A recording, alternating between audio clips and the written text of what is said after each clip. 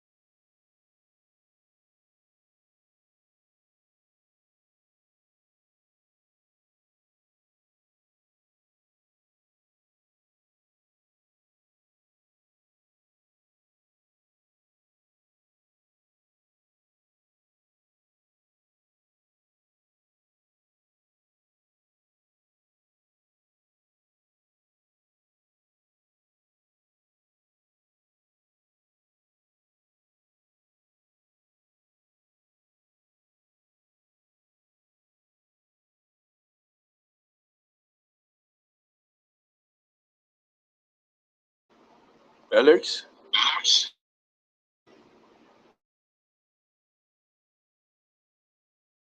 Body to South Africa.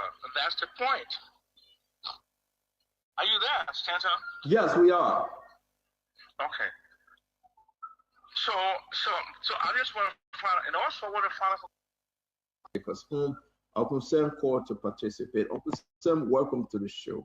It's good to hear you. Thank you very much, Stanton. I really I'm missing you guys, Colin Gray, everybody, all my colleagues, all my Liberian people out there. I miss you guys. Look, Stanton, I call for a simple reason.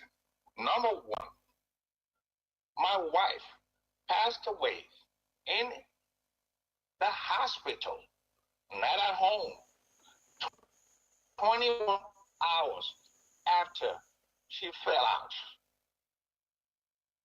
That's a given. And 2 hours after her body was deposited in the mortuary, dozens of armed police officers surrounded my house. I don't want to litigate my guilt or innocence on TV. All I'm asking the police is to do one thing, and the government. Just one thing.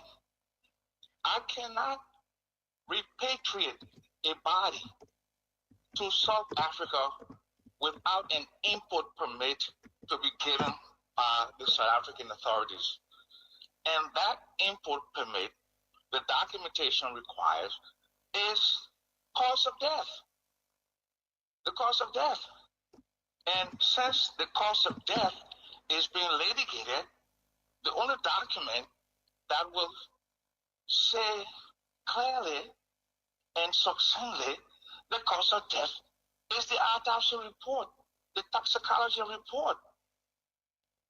104 days now, there's no autopsy report, there's no toxicology report, and I therefore cannot send my wife's body to South Africa.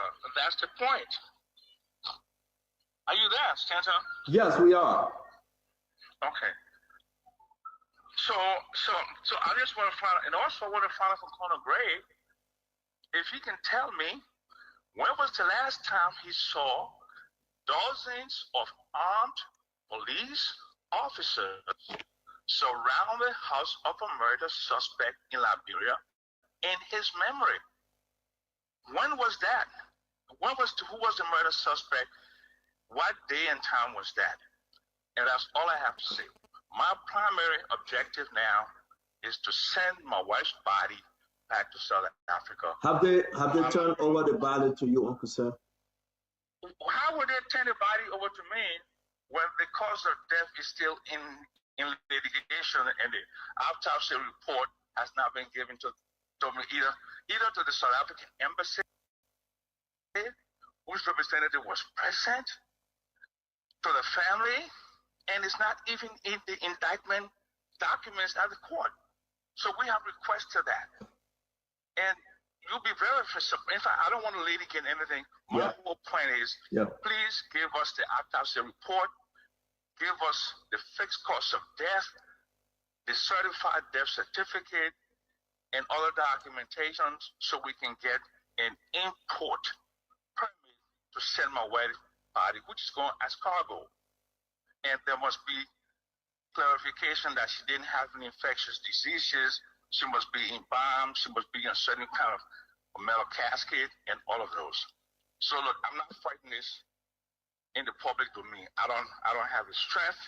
Anything they want to do to me, I'm a Liberian, it's fine.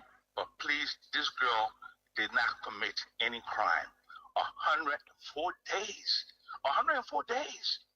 Where are the women's group who want justice for Tony? Is justice for Tony having her in the freezer for 104 days? I mean, you can do anything you want to do with Samuel Jackson because he's your super, he's a Labron boy, he's from Sony Wayne. But the people's daughter, that's all I'm asking. And it's not too much to ask from people. You can call me a braggadocio.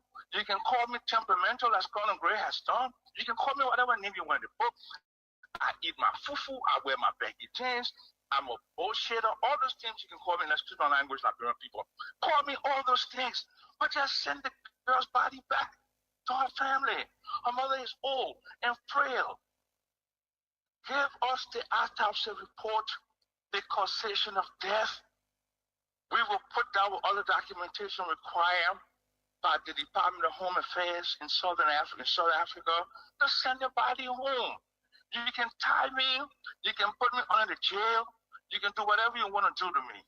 But please, for the sake of humanity, let's send this girl's body home, people. That's what I'm asking. And Colin Gray, I beg you, Papa, you know that you don't have a SWAT team of police officers, dozens surround a murder suspect's house. When the person died in the hospital, in 2 hours we had dozens of armed officers around his house, combat ready. That's all I have to say, Stanton. And thank you for letting me talk. God bless you and God bless my life. Because Uncle Sam called to participate. Uncle Sam, welcome to the show. It's good to hear you. Thank you very much, Stanton. I really miss you guys, Colin Gray, everybody, all my colleagues, all my Liberian people. Thank you very much. Thank you very much. Alex, you got caught up.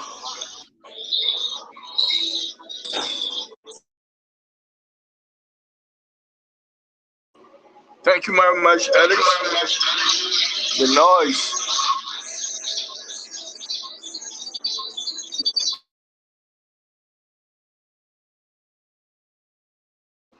Good evening. Good evening. Good evening. Good evening. Oh, Alex. Oh, Alex. I don't think that's coming from. We call Archie.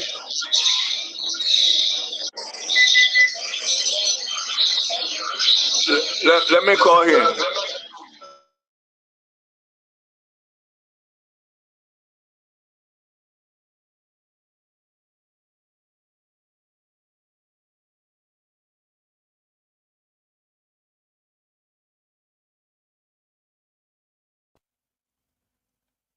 Mr. Smith, go ahead. Let me see something. Good evening. The noise is coming from your side. Good evening. Good evening. You have cut the noise out now? Yes, because you are Okay. having two phones on the screen. That's why. Okay.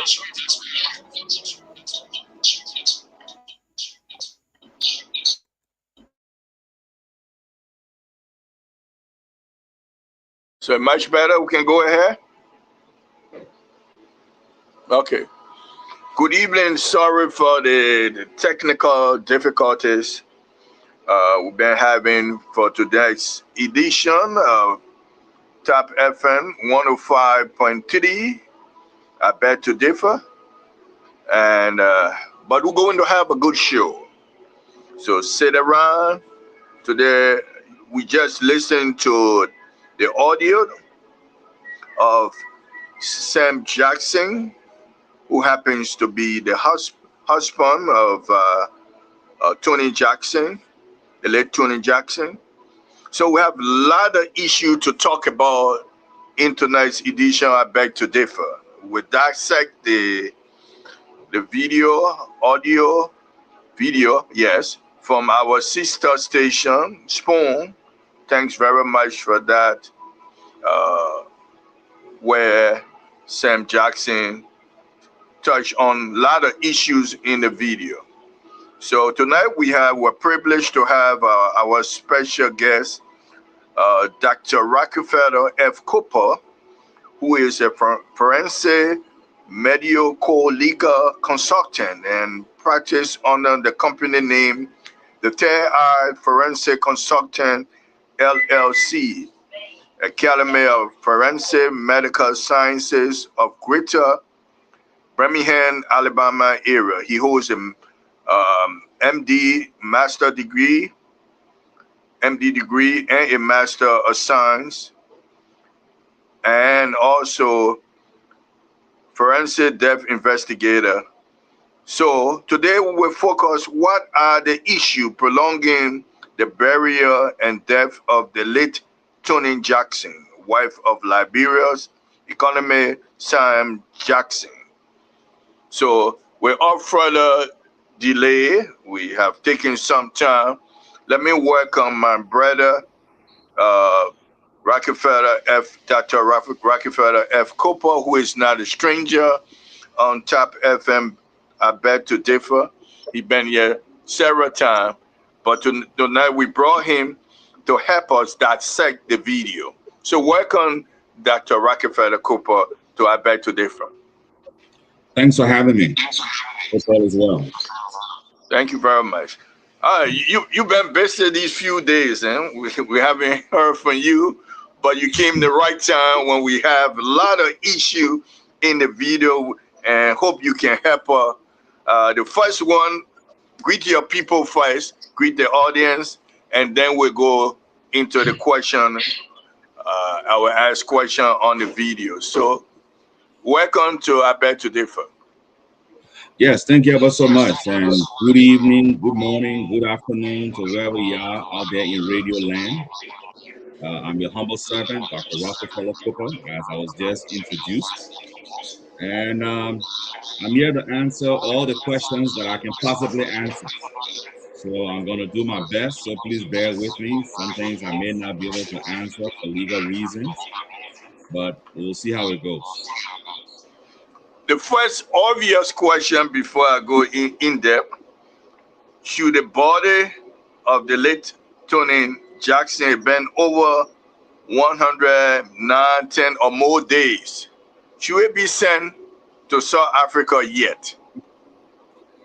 Well, that is a technical issue. The fact that an autopsy report has not yet been presented, I don't think the body should be sent as of now. So the body should still be withheld at its current location. Also in question is the report. He been talking about the toxicology report, the forensic, the autopsy. He haven't seen it. Is it normal to go into such investigation that the defendant will not be given the autopsy report and other major information to CA and prepare themselves in legal issue? Is it uncommon or is it normal for that to happen? Well, not quite. So the first question is there an autopsy report that's available to begin with before you can now go into talking about giving a copy of that report to the family? So that's the A side of things. On the B side, the report, I mean, the government at this point, if indeed they do have a report, probably has its reasons as to why it has not yet been shared with the opposing side. So that would be something for legal counsel to look into. In your own opinion, why has it taken so long for such thing that you yourself, if given the opportunity, might take less than 110 days or more? Why is you think it taking so long? Well, I do not want to just speculate at this point, but there could be so many reasons as to why, it may be taking this long for the report to be presented. So again, like I said, I don't want to speculate, but I'm sure there's a reason why. But let me go into the obvious question. In the past, the judge who handling this case stated that what you did, the autopsy you did, other physical evidence you gather, that only the physical and part of it, but not the autopsy. Why you think the judge was saying that to you, especially you could have been given the opportunity, what you observed through your autopsy and your physical evidence at the scene could be the missing information that could solve all of this problem. Why are they preventing your evidence to be admitted? Yeah, so well, it's the reason why is simple. So the Solicitor General of the Republic of Liberia contacted the Liberia Medical and Dental Council to find out, if I was a pathologist. Okay, and reason being is because I was set to do the second autopsy. I repeat, the second autopsy on the remains of the late Ntumbi Kayisi Innocentia Kumalo Jackson, referred to as Tony Jackson for short. And so the medical council was being deceptive. Even though I'm not a pathologist, they are fully aware at this point that not only pathologists are able to conduct forensic post-mortem examinations.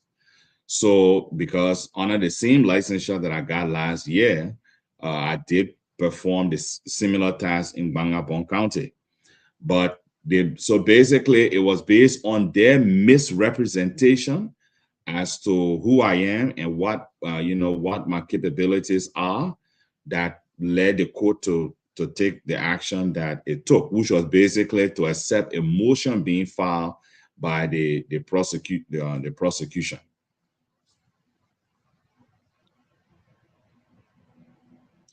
You're muted. You were in line first, given the opportunity to do your autopsy, to do physical on the crime scene, and to do all of that, but not allow you to take this evidence to be admissible. Why they changed their mind?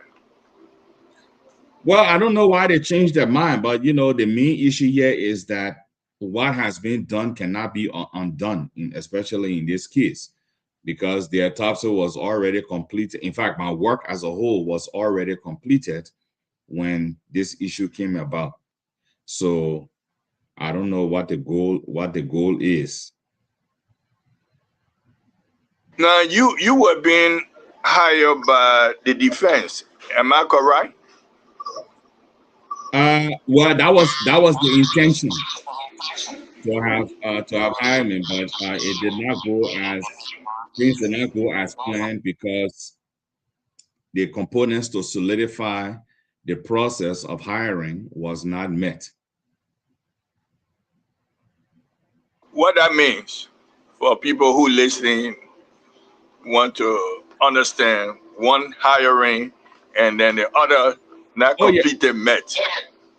yeah. So there are paperwork that needs to be signed, okay, to to secure a contract or to establish something legally binding, and that was not done. For some reason or the other, that aspect of the process was being dragged as I was also continuing, the whole forensic process as it relates to this case.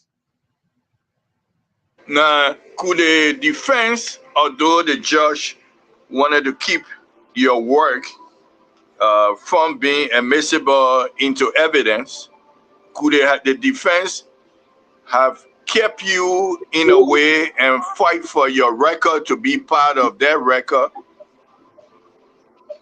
Well, yeah. So when a motion is filed, especially in the liberal judiciary system, the council has the right to take exception, meaning that they are going to seek redress from the Supreme Court, so to speak. But defense counsel did not do so because their interest was, one, to get the autopsy report, and then two, they wanted to bring in a pathologist who would have now been conducting a third autopsy, which technically speaking would have been the second autopsy for the defense counsel, yet the third autopsy in all. So where you stand, it seemed like you in a limbo in a sense that you did a work and should be very credible work you did and could be the missing link where could solve this problem and not being utilized either by the defense or by the judge or by the plaintiff, and the public right to know what's going on. So help us understand what's going on. Yeah, so to answer your question, I stand on the side of the deceased.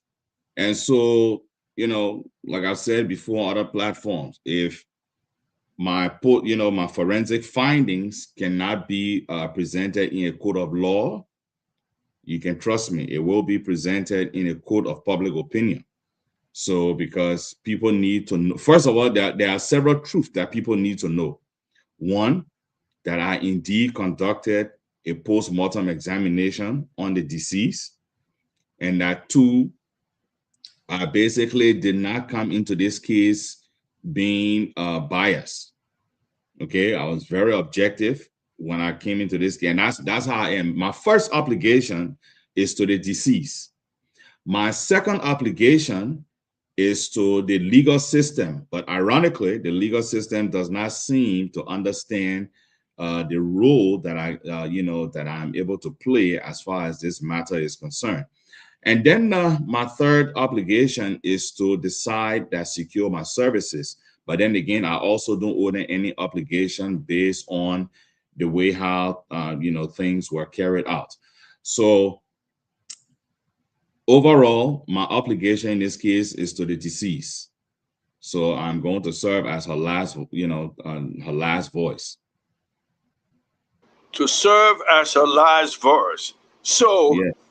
Can the family come in? Can the South African government come in and take you? Because it sounds good, like the last verse of the deceased. Or the defense did not utilize you in a way you did your work, but the family and the country of South Africa could come in and utilize your expertise to find out and bring this thing to an end, that the body can be flown to South Africa for her burial. So what do you think about? Am I dreaming? No, you're not. You're not dreaming. Actually, it is a dose of reality. So look. So I'll put it to you this way. I've been involved in questionable deaths for a long period of time, and when I work at it with I work to a certain degree of precision. Okay, and I work in confines of the law, meaning, well, by default, I have to do that because I'm conducting a medical legal death investigation. So basically, I'm bringing principles of medicine and law together, okay, to establish the cause and supporting manner of death of a person. So with that being said, and not to say too much about myself, there's no doubt, there's absolutely no doubt in my mind that I have the resources to bring this matter to pure clarity, that all sides involved, we have to to accept my findings. That's point number one. Point number two, if another another person, another forensic investigator, okay, and I'm just saying that as an umbrella term, another forensic investigator was to come to Liberia to do an independent post-mortem examination or an autopsy, our findings should basically tie in together. So, and I mean, I can say that definitively because I know what I came across, I know what I did, and I know what the outcomes are. Those outcomes have been tested, okay? Just like in court when the lawyer's trying to test the probative value of some legal point, okay? So I've done the same, and my findings are ironclad, impenetrable. So it is what it is at this point. And are you not allowed, if I should ask question, how you met the body, other things about it, are you not allowed to talk about it? No, it would not be professional for me to speak about that at this point in time. Appropriate for you to talk about the body, the condition, the outcome, and whatever information that the public want to know or the family wanting to know. At what time you think would be appropriate? Well, I mean, but so the question is also a bit vague. Now, the body was well preserved. I must give credit to Osimosis Funeral Parlor. Okay, the body was well preserved, so there were no challenges as a result of the body not being quote unquote properly preserved. Now, so as far as how the body was, that's the furthest I can go. And then maybe someday down the road we'll have another chat. Let me ask just an obvious question. The length of time, because the husband Sam Jackson concerned about the length of time, 109, 110, 104. Does that matter? The length of time that it could affect the credibility of the case or the body? Why you think that he concerned about the length of time? Well, I guess he's concerned about the length of time, in my opinion, because the closure. When people lose a loved one, especially this young lady came all the way from South Africa to Liberia, and her family is seeking closure. Okay, so that could be a possibility. Now, I will agree that by this point in time, the autopsy, an autopsy result should have been given, or even a preliminary report should have been given. And you don't see the length of time affecting the case or the body, or you think how long you think the state can go and drag this. And Mr. Jackson is concerned about that. He won't put his wife to rest. Well, I mean, I don't. It's between the courts and the Ministry of Justice at this point in time, right? Because you will file the lawyer will file some document for the body to be released. Justice Ministry has to respond, so that's going to be between them. But 100 days, in fact, when I did my my case, I already had basically a cause of death that very same day after the after my postmortem exam. I had a cause of death, and I basically knew exactly what happened to Mrs. Jackson. And I know you might not answer my question, but Mr. Jackson talked about it. She went to the hospital. The hospital did the examination. Then she came home. So between the hospital and the home, anything you can share with us, or that will reveal your outcome of your autopsy? So if you give her anything, if it was the hospital, for instance, what took place at Mr. Jackson residence. Well, now I stand to be corrected. I don't think he said between the hospital and the home. I think he said from the video you played. He talked about the hospital, but yes, I just put it in a question. Yeah, she died at the hospital. Yeah, but the way you said it, it almost like she was from the home. She went to the hospital and back to the home. So that was not what happened. She was transported, okay, from home to St. Joseph Catholic Hospital.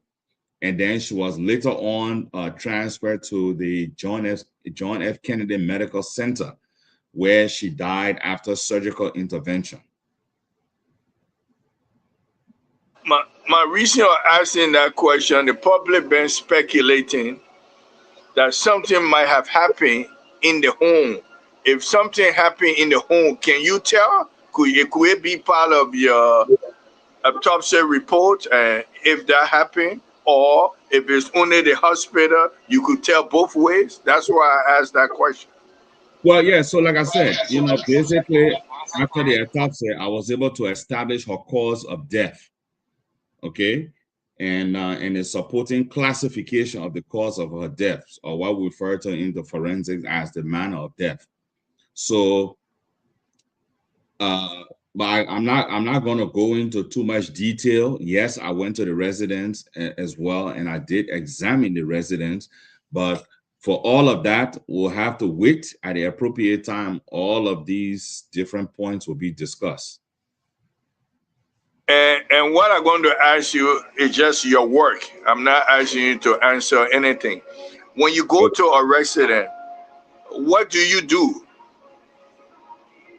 If you had to go the surrounding in the what are you looking for? What help us understand? Yes, when I go to a residence, depending on the nature of the case, I'm looking for for evidence. So the first thing I do is I document. So let me just take you basically how I operate. When I go to a residence, okay, I document the residence externally.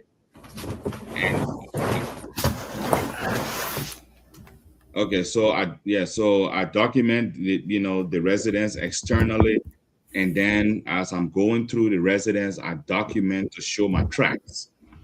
Okay. So documenting would be taking photographs, taking video clips, and then of course doing detailed documentations as it relates to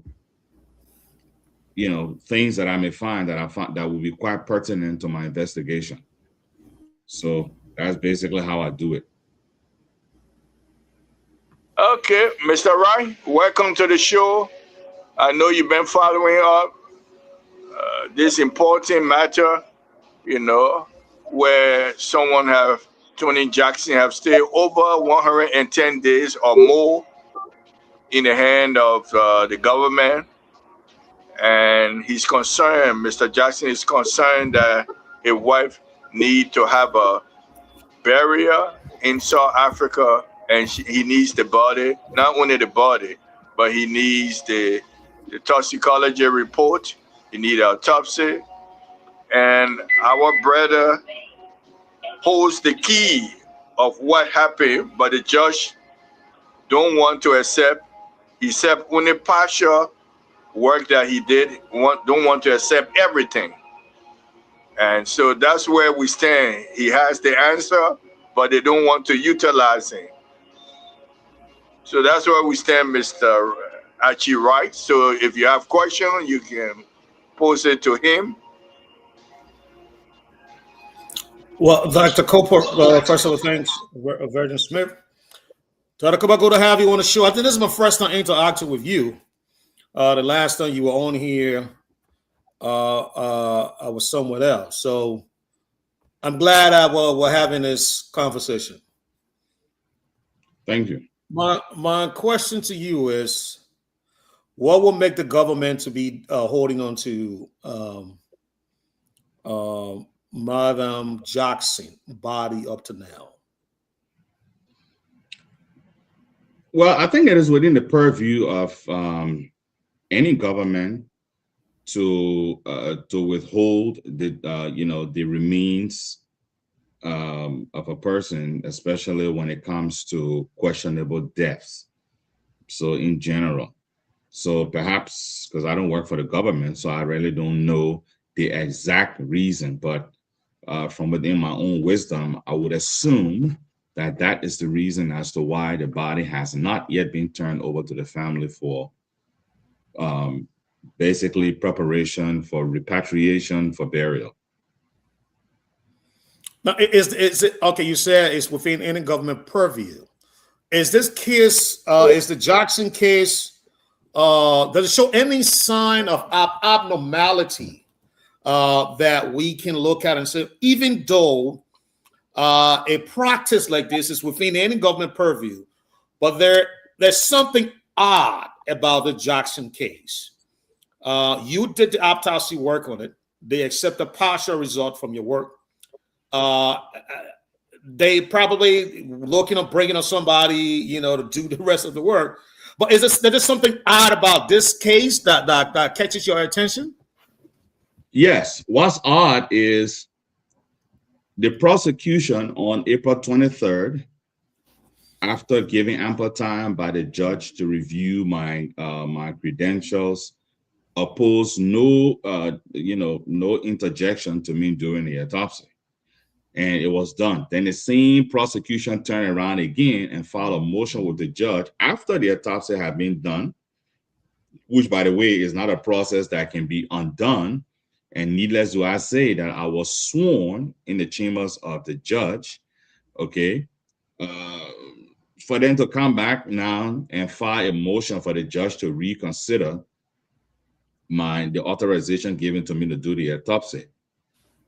Then basically, like I said, the process cannot be undone, right? So technically that motion was dead on arrival. But then, what's also odd is the judge did not even hold. Well, first of all, Dr. Cooper, we're educated here. So why was that motion dead on arrival? Why? So legally, a motion is an element to cure. Okay. It's like you want to present some type of evidence into court. And, I'm the opposing counsel. I can file a motion to suppress because I don't want a jury to see that information that you're trying to bring in. It could be allowed by the court, as in the motion would be denied, or it could be granted. Mm-hmm. Okay. Obviously, if it is granted, then no matter how important or basically critical that piece of evidence is, it will not be admitted in the court. So it'll be inadmissible. Right. Okay. So that's the same type of deal. Okay.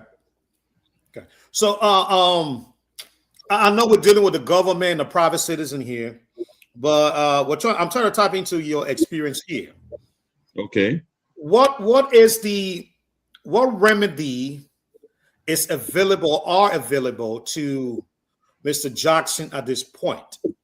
Is he helpless? Is he just going to watch and this thing dragged on and his wife's body's sits there or lie there in whatever the God they have it, or does he have a remedy within the law? Well, I don't know. Well, yeah, I guess he may have a remedy or remedies that he could explore. but that would be something for for his legal team to look into at this point in time. You see, so the whole thing is about the body being, the body not being sent back to South Africa or repatriated to South Africa over 100 days, which ironically, my autopsy was done and I basically have my findings intact to put on paper. So, so technically mine has been done. I just haven't, it has not yet been documented because of the court's ruling. But I think his attorneys need to see whatever document or more, that whatever filings they can do with the court. So other than that, and I'm not his attorney, so I really can't speak as to how it works even in Liberia. So my hands are really tied as to what remedy I could actually present for them to explore. Okay, because you just said something very important here. If your findings have not been documented, first of all, is that what you said? Because I want to make sure I heard you. Technically, I have not yet put a report together, right? It's almost like if you're interviewing me and maybe you audio recorded our conversation, right, or the interview, right? And then someone come and say, and you're doing it for, let's say, a newspaper agency, and then the newspaper agency come and say, well, you cannot publish the interview you had with Dr. Cooper. Do you have the interview? Yes. The only thing is you have not yet transcribed it. You see? Mm-hmm. So, and like I said, when after the attack, so basically what I'm trying to say in a nutshell is after April 27, right? Today is June what? What is today's day? June 1. It's after June 27. So from April 27 to May to June, right? To June 27. So basically 60 days ago, okay, I already knew what the cause of her death was. But you see, the problem here is that it comes down to expertise, level of training, and professionalism. Okay. You see? On the part of those who are given tasks to carry out certain functions in the country, especially when it comes to death investigation. You don't just wake up one morning and think that you can investigate death. Mm-hmm. Yes. So on the other hand, someone like me, I'm quite what's the term I want to use? I'm quite vicious and ambitious when it comes to these cases because of the experience that I have. Okay, as in the number of years, the type of cases, okay, that I've had to be a part of, and also the type of people that I've trained with and that I've been trained by. Mm-hmm. Needless to talk about my academic acquisitions as it relates to death investigations. So so when you put the pieces of the puzzle together, you will see that Rockefeller Cooper has, he has the picture. You see, to display. So and the reason why I asked that question, Dr. Cooper, is that when you said, first of all, let me ask you a question. I want to ask, this is, sir, are you related to Mr. Delano Cooper? Maybe, because, I got Coopers on both sides of my family. So that is a very high possibility. Okay, well, yeah, he taught me in high school, so I want to know that. But anyways, that's good. So then, are you? So if your findings, Dr. Cooper, is still not documented, it's still not put on, it's still not considered authoritative finding as far as the death is concerned. Then should we not then is it a reason why they are still holding to the body? Because at this point, because your finding has not been documented, there is no authoritative find as far as her death is concerned. No. So that's why they're holding on to the body, though. So so let's understand when we talk about documentation, okay? Documenting is not only, preparing a document to submit, which most people think there is, okay? I can go somewhere, for example, talking to you, and I can take notes, okay? If I want to know about you from your childhood up to your adulthood, okay? And I take notes. Did I document? Yes, I document our conversation. Did I now sit down to type it out? No. I can decide to type it out next year, right? And so I still have documentation of it. The issue here is being able to present the facts. So when you asked me if there was anything odd, and I was telling you basically, the different odd behaviors in this case that, that I basically was surprised of, right? So, but again, I don't know how the justice system really works in Liberia, but one would think, just from a common sense standpoint, that things would have been done a little different. Mm-hmm. So, but the ball is now in the court of the government, because now is, defense party, are they right for raising an issue as to where things stand after 100 days? Yes, they are. Now, should the government be in this position? No, they should not have been in to begin with. You see, because the mechanism should have been put in place to ensure that these type of cases are handled properly, and that reports or closure can be presented in a timely manner. True. All right. Well, thank you, Doc, for now. You're most welcome. My question to you, and then I will ask you other things that you are doing right now, would be, were you privileged to go to the hospital too in your autopsy, or the hospital were off limit to you in your investigation? No, it's not that. So to answer your question, one, I did not go to the hospital. Two, it was not off limit. However, I did have access. Well, I do have access to medical record as far as from her surgical, her surgical standpoint of view, including the certificate of death, I believe. Mm-hmm. So going there was not necessary because you had something to look at. Well, no, going there was not necessary because, one, is not like the hospital, or let's say, that the surgical ward was a crime scene that was being preserved for, for analysis. So there was no need. The medical records, especially given the nature of the case, was quite sufficient.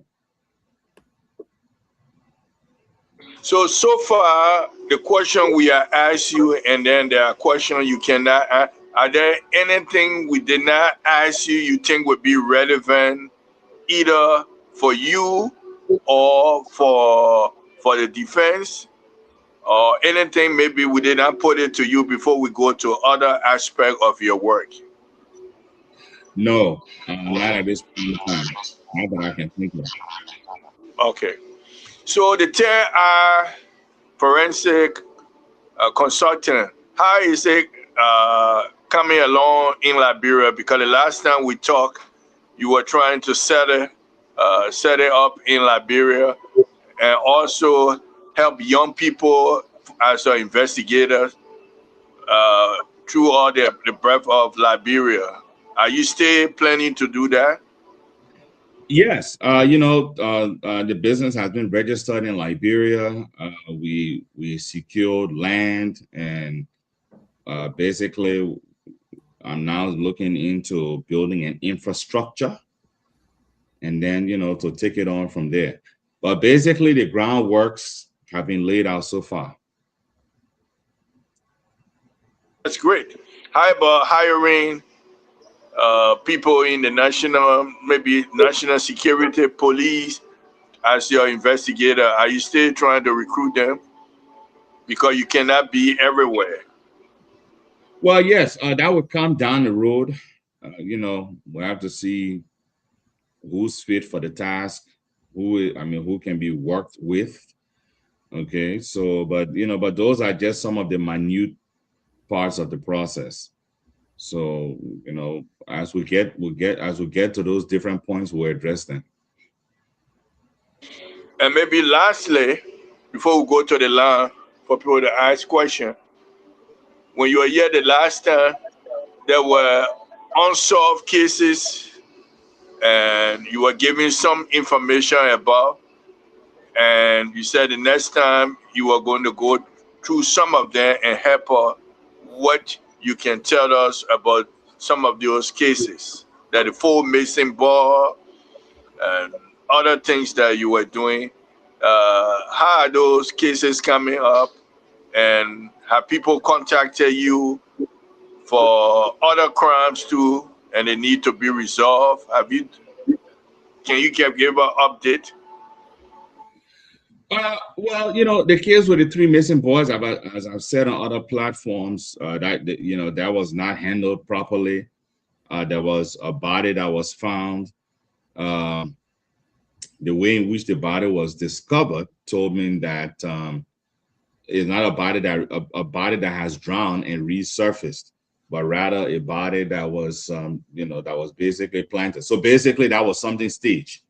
Okay. The problem is that the police is under so much stress to resolve cases, but they are not getting the support that is needed. So, at times some of the cases just don't make sense at all, the manner in which they were concluded. And this is just, to state the facts, not to just criticize, but, when you don't have trained people, okay, in the system to conduct certain tasks, you have these issues. And that's exactly what happened there. Up to now, for example, there was no genetic work done to establish any ties between the body that was discovered and any of the parents of those 3 missing boys to say, well, yes, this is the child of such and such because we did DNA work. But if the parents of these missing boys, because it seems to be unresolved, I learned the last time the police, the National Coma, said they haven't found anything otherwise to say, to question Simose or any other foul play, they have left it. But in your own mind, if the parents come to you and say, we want to hire you, we want to get some kind of closure of our child, will you be able to help that parent? Well, the problem is, it's been a while since that body was discovered. So I don't know, what happened after that. So there could be challenges based on the time. But I just laid out for you, a series of undisputed facts. Okay. And so, it is what it is. In my opinion, the investigation was not concluded properly. And can you uncover such investigation? And by having you on that team, if the parent wanted to hire you to push this investigation going to get more facts, will you be willing to work with that parents? Well, at this point, the case with the 3 missing boys is very easy.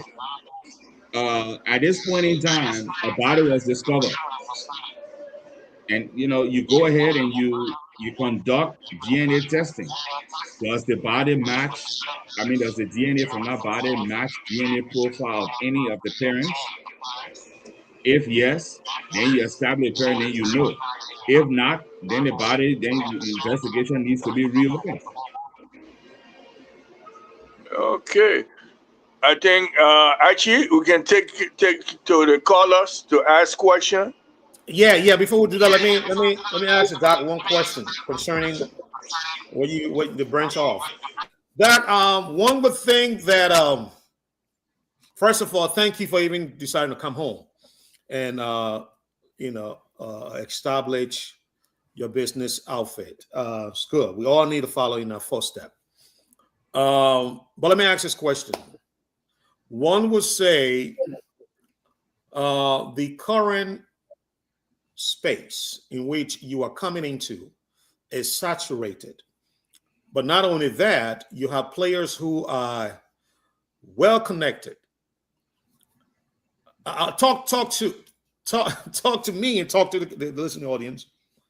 How do you see yourself in the next 5 years from now? How do you want to compete? Because like the name Vertus Smith call, that individual seems to be the only one that the government goes to for these kind of to do business with. And I don't know how you navigate. How do you find yourself navigating such space? No, so I'm a little, when you said the individual you call, I don't recall which. All right, let not call no other name. Let's just leave it that way.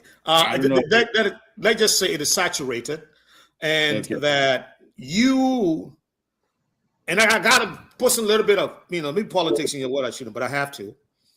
But you are now on the radar of the current administration. You defended Samuel Jackson. Samuel Jackson is is a polarized figure for the government. All right, but you defended Samuel Jackson. So let me say this. Mm-hmm. I did not go because we have to be careful with our words. I did not go to defend Samuel Jackson. What I did defend exactly. Yeah, good. What I went to do was to conduct a second opinion bottom exam. Yeah. Okay. And true. And and when I do such, like I said earlier before you came on the show, I present the facts. So I'm not doing it because how somebody wants me to do it or how somebody feels it should be done. I lay out the facts. If you're not satisfied with what I did, you can also get a third opinion, a 10th opinion, whatever it is. Okay. I've been involved in cases where there have been 3-4 different autopsies done on the same body. Okay, so it's not uncommon or unheard of. But so I don't get into the politics. However, it will be mistaken for one to think that I would, because what that would mean is that I'm now being deceptive.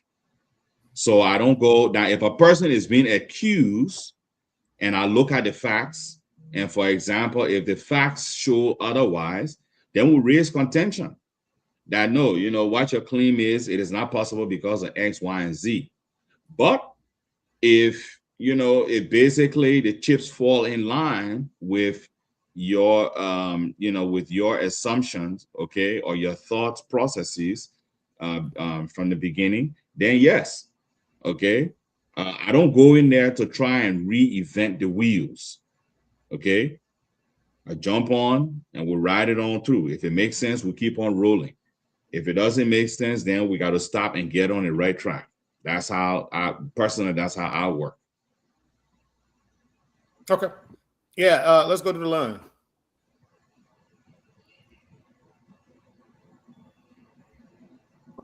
Alex.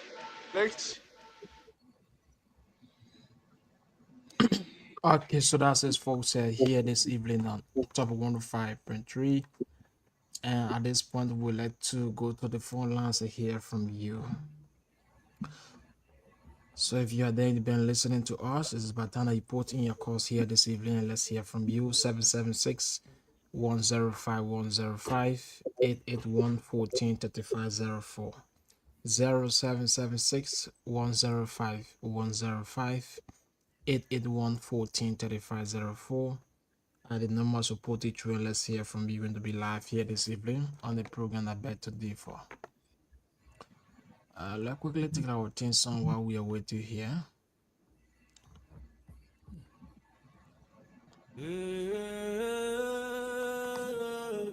My people, time. 0776-105-105, 881-143504. 776-105-105, 881-14-3504. The numbers for poetry are going to be live here. And I beg to do for a program. Let's hear you. You listen to our guests. There's been wiring issues here. You listen to panelists asking some questions. Maybe there are other things that you want to ask or get honest trainings from our guests. You can put in your calls and let's hear from you. 776-105-105, 881-14-3504, 0776-105-105, 881-14-3504. You're going to be live here on Top 105.3. Let's hear from you this wonderful evening hour. 0776-105-105, 881-14-3504. 0776-105-105, 881-14-3504 are the numbers to put you through. Let's hear from you. You're going to be live here. Top FM 105, 3 we on the air. Leader shout, Sheku Koroma.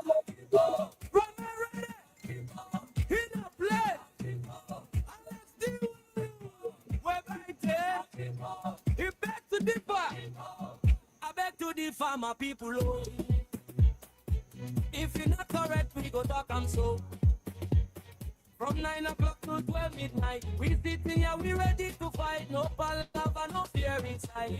True talk, we not go high. Call Mr. George Nubo, bring that sense.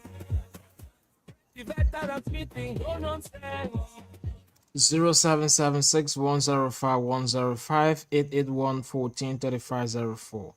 0776-105-105, 881-14-3504 are the numbers for Portage. And let's hear from you. Going to be live here in the program I bet today for 776-105-105, 881-14-3504. Amos right for come clear breath. Feel everything fair. Yes, me strong woman, yeah. If you wrong, she go say ah. See how decide for me country with the life.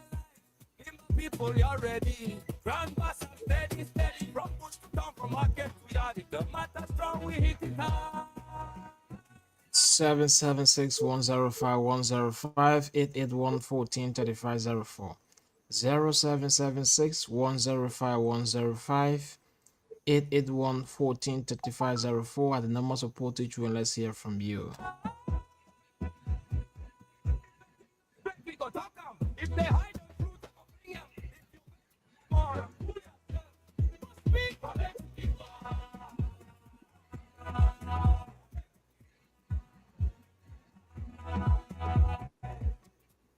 To the farmer people, oh. If you're not correct, we go talk am so. 9 o'clock till 12 midnight, we fit. If you just joined us, you log down to Top 105.3 and you are listening to the program I bet today for. Let's hear from you tonight. You listen to the guests here explain the why in the issue. You listen to panelists asking questions. It's about time that we hear from you, maybe through explanation. There are things that you don't get clear, right? And you want to get clarity on. In here to answer you, maybe Mr. Smith asked a question and you didn't respond to that questions well, and you want to add on, you can just put in your calls and let's hear from you. 776-105-105, 881-14-3504, 0776-105-105, 881-14-3504 are the numbers supported through, and you will be live here this evening. Yeah, we ready to fight. No palaver, no fear inside. Root must talk, we not go high. I beg to the farmer people, oh. If you're not correct, we go talk and flow. We ready to fight. No palaver, no fear inside. Root must talk, we not go high. People. All right, Mr. Rod, I think we'll hold it here. If any calls come in, I'll let you guys know. Excellent. Thank you so much. Dr. Rockefeller, welcome back. I'm calling by your first name. Dr. Coper, welcome back. I want to pick up. I want to pick up on the same place we left because we have transitioned now away from your practice. Now we're talking about your business engagement. I asked about the. So let me look at what about the saturation of the industry? Does that bother you? But when saturation, I think what in Liberia? Yes. No, I mean the death investigation industry is not saturated. I'm the first registered forensic medical legal death investigator in the country. I'm basically the first Liberian who is trained in forensic death investigation. Okay. And so I see myself basically as being a rare commodity, so to speak. So okay. It's not really saturated. Okay, so you don't see it that way based on what you bring to the table, and that was a good way to lead into my next question. Okay. I think veterans asked the question, but so your business bring your background, your credential, and your work experience is par excellence. Right. But it brings me back to the same question. I know you're trying not to do this, but I'm going to put you on it because that's just a fact, Dr. Copa. We live in a society where people see things. I mean, the way we know to see it. They see things through the prism of politics. They don't look at your credential. They do, but the first thing that appear before them is this man a seditious? Is this man a UPS? Is this man an LP partisan? Or who does he support? That is the prism through which our people first see you. Before they say, can this guy do this job? And that has been one of the debilitating effects within our society. Does that worry you, Dr. Copa? Well, it doesn't really worry me because, the thing is, when a person has gone to school, acquired knowledge, acquired practical training, then, that person should be allowed to showcase what they have basically studied and trained for. Sure. Now, when you try to mismatch or rely on the principle of one size fits all, then you have an issue, in my opinion. Sure. That's true. So veterans may ask a question for whether you're going to hire police, investigators and what have you. Your work primarily depends on seasoned investigators to go out there and bring you the evidence so that you can investigate. How does the talent pool looks like in your industry? Are there people that your business will have identified a certain pool of candidates? Yeah, these people are here. They know we're going to engage with them, and they're going to help us scale and do a good job and then scale. I ask that question because many industries in Liberia, facing a short of talent. Well, so one thing you have to understand in Liberia, but let me put it this way. So I find it quite peaceful and enjoyable working with the dead. Okay. A lot of people don't find that intriguing. Mm-hmm. So that is the first issue. So in terms of the influx, right, that's going to be a problem. So, but at some point in time, I wouldn't mind training people, at least to play that supporting role. Mm-hmm. Okay, because I pay my dues over many, many years of schooling, so it's not something I could get somebody and just make them who I am overnight. Or right. Even in a year's time, because like I said, it took time. I had to pay my dues. So, but as far as giving an individual or a few individuals the exposure, okay, because also now, you know, it's a two-way street. The person has to be willing, you know, it has to be a desire, Yeah. you know. So just like me, I don't like, I mean, I have to study medicine, but I prefer forensic medicine. It's just a choice because I like law enforcement and I like medicine. So Right. this is an avenue for me to basically combine the two. So a guy like me who is also looking to do the same thing you're doing, meaning to venture into a business back home, what really moved you? At what point did you come to that conclusion and say, you know what? Yeah, I have worked in the diaspora. I have an experience. I think it's time now that I venture back home. When did you come to that realization?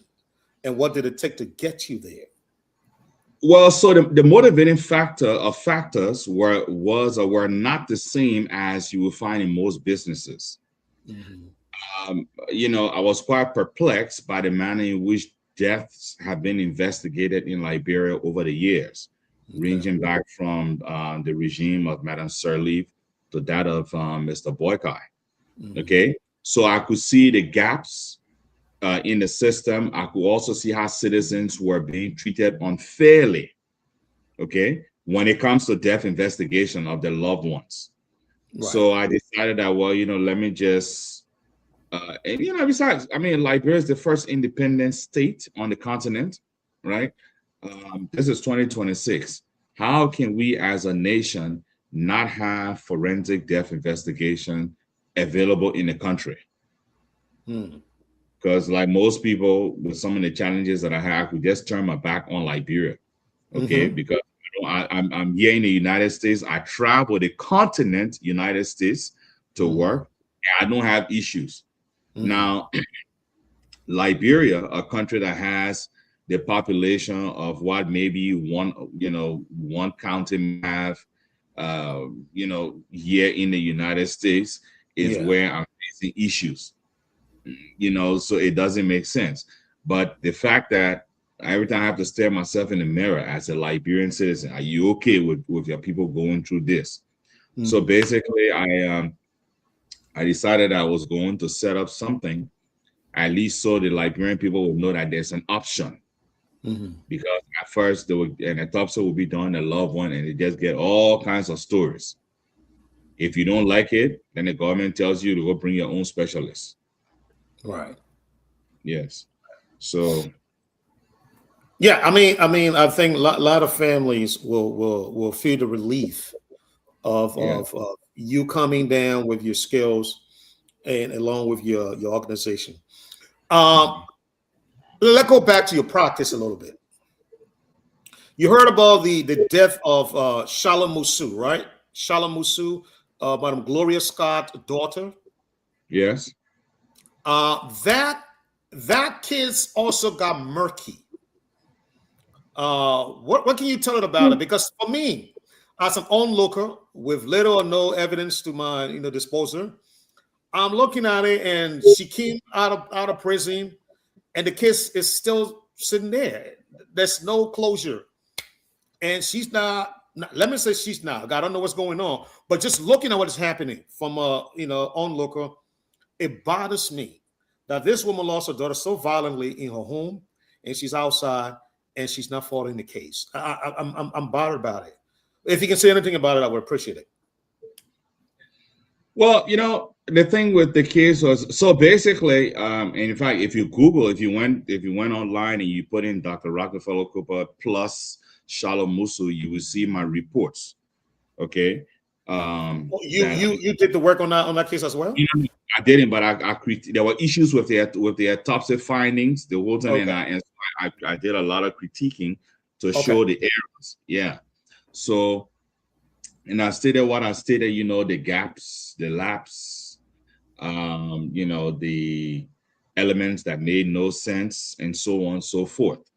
But, it went through the justice system. And so we are at a point now where the goal is, that's one of the reasons why, actually the Shalom Musu case was, for me, that was this is it moment, Okay. It would be best for me to look into setting up something in Liberia.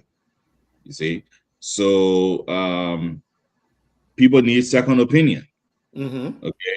If you look at these cases, sometimes the body is being kept for almost let's just say several weeks. Whereas like in the United States, I get contacted by families. Okay, let's say for example in the morning, if it's somewhere in my locale, I'll go I will go and perform the post-mortem exam. If it's out of town, I'll start making plans. But never ever has it or will it take even 72 hours for me to get to have a case done. Not unless when you call me and I'm overseas, which have been several times. I've been in Liberia and families have called me, okay, whilst I'm in Liberia, and then the body is being kept because of my work speaks for itself. So, but then the body is being kept for a particular person to come, and do the exam. It's not that it's just being kept while people try to figure out which way they want to go. Yeah. Okay. So all in all, those were some of the reasons as to why I decided to go into Liberia, because some of these cases, the way in which they were being handled has been a problem. You see, when you don't have a system in place to address certain issues, okay, then you're bound to have problems. You're bound to be exposed to criticism. So all I can say at this point in time, in the interest of moving forward, because I've turned a new page, like to start a new chapter, is that if we as Liberians don't tend to appreciate our own, especially nowadays when you can go online, if somebody tells you that they are a water technician, and in Liberia, for example, you have only what's called a plumber, right? Get some information from that person, go and do your research. You see, but instead, we'd like to fight. In Liberia, we believe in the PhD syndrome, as in pull him down. Once we get do that, then we'll feel proud, then we'll get beat our chest. Yeah, we block him, we stop him. But guess what? Somewhere else, that person you blocking and you stopping, according to you, is making strides, and he has a lot of people that look up. He's only trying to share with you because of his nationalistic or patriotic rights. Okay. But he's not, and in the same token, he's not under obligation, Right. So, there's a lot of challenges that we as Liberians need to work on to overcome. And if we don't do that, I'm afraid that we'll not make progress. Okay. Excellent. And I'd agree, on the Charlotte Musa thing. I think it's out there. I'm just surprised about the lady, But yeah, let's move on. So my next question to you will be, I know it's futuristic, but of course I still have to ask. I'm from Grand Jita, and I always want to encourage people that come on the platform. Please look that way a little bit. Look on that side. Look in the east. Hey, there could be something there for you don't know. Are there any plans of just kind of expanding a little bit in the very region of the country? I know right now you're still getting the setup in Monrovia. Well, yeah. So the goal is not to just be Monrovia bound. All Liberians, have equal rights as Liberians. Even though unfortunately some Liberians feel that they are more Liberians than others, but that is not the case. So we have to work together as a nation. So in order to, especially given the fact that we have not yet fully recovered, even from the civil crisis, there are still chains and extensions and plugs here and there, that's still pulling some of that dead weight along. But we need to turn the page and see how best we can move things forward. Agree. And the reason I asked that question, Dr. Cooper, is you can imagine somebody of your, experience and stature. You can imagine that there are other cases all across the country, but these cases are not really dealt with. Because people like you're not around. They say, hold on. Family, I can tell you what really happened to your loved one there. So if you give me the chance to do so. Right. So one of the things that I've been looking at, had I had an opportunity to work with the government, or not just this regime, but regimes of the past, would have been to set up a death investigation system. Okay. We need to know how many homicidal deaths we had. How many suicidal deaths? Okay. How many accidental deaths? Under accident, how many motor vehicle accidental deaths we had? Okay. How many deaths were basically undetermined? You see? Then we take it down and look at the hospitals as well. Okay.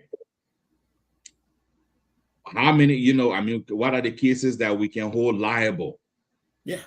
You see, we're not going to do, because in my opinion, sometimes people die in the hospital and they just rush the body to the morgue and they just give the family some kind of, we need to set something up. And what will happen in all of the counties is that when a person dies, okay, there will be a platform where we will, we'll log in the case. Okay. Yes. So for example, I can log into the database today and I see that, there was one gunshot wound case. Okay. On a homicide, there was a stabbing case.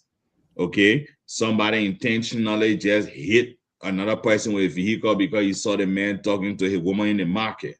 You see? So even though that motor vehicle accident, but now we're looking at vehicular homicide. You see what I'm saying? So that I then can look and see, okay, now, between, the Southeast, I see that, basically every week we're having 5 motor vehicle accidents, tragic accidents, right? So then what is going on there? Because what people don't understand is that medical legal death investigation also contributes to the public health sector. Yes. And what happens here? So now that means now we need to say, okay, look, the motor vehicle accident, we need to investigate. Maybe public work needs to go there and lay things out. The same way, if you see that one hospital where every woman that goes into deliver by C-section, right? Is meeting her demise. We need to go in there and see what's happening. Yes.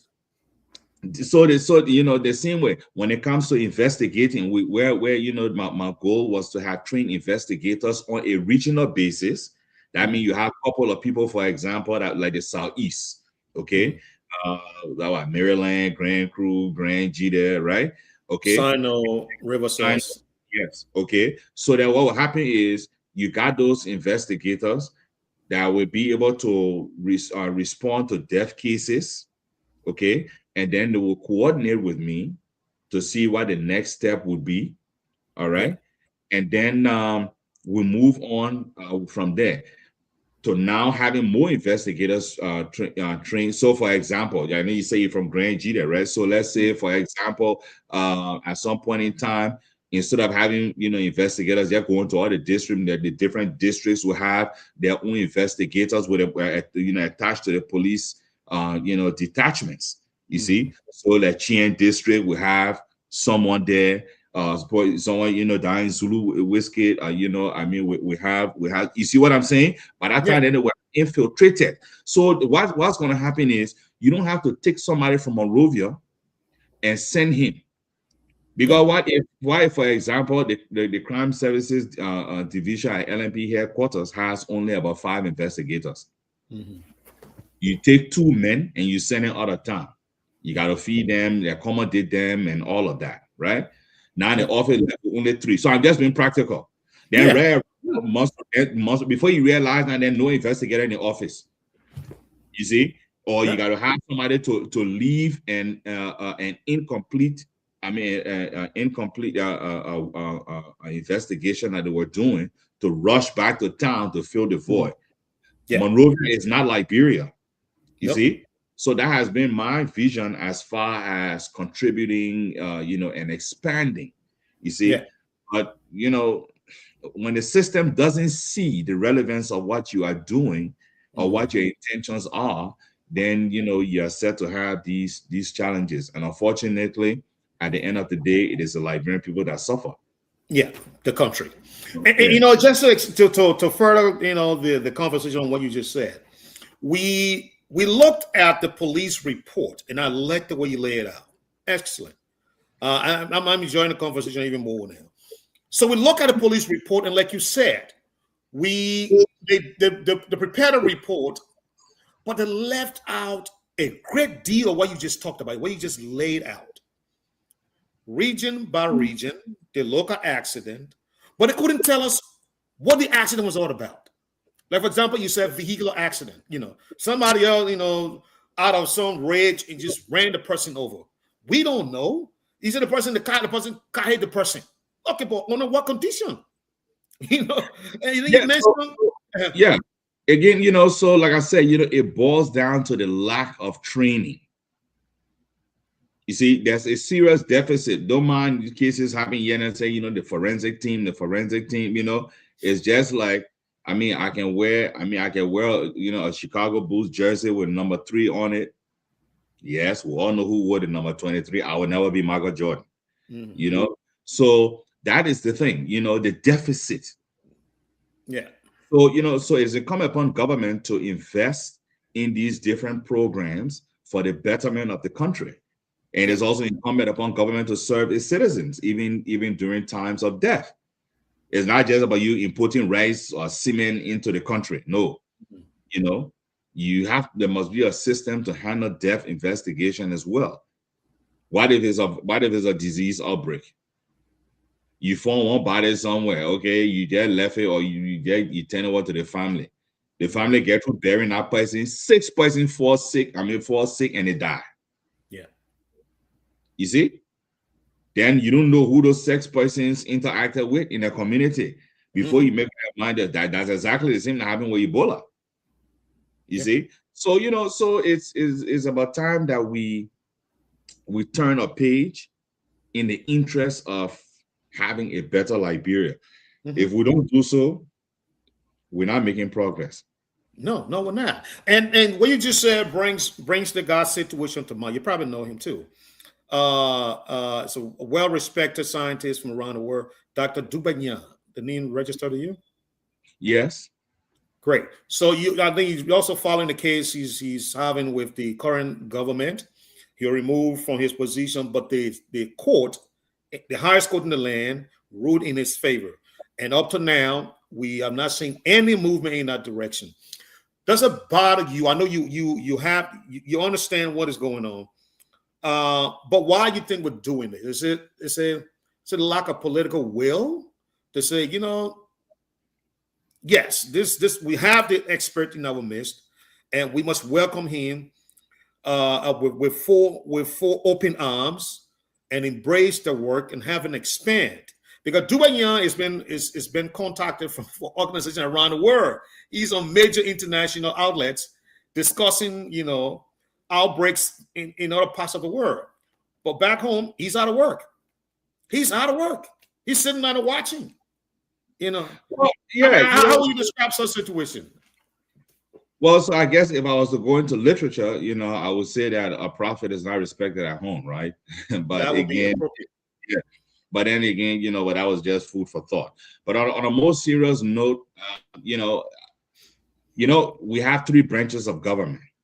So, the legal system has ruled. It is upon the executive to act upon it. If that is not being done, I don't know the remedy that he can take. But I will tell you this for a fact, and I'm a living testimony to that effect. Returning from the diaspora to wholeheartedly give back to Liberia is a serious challenge.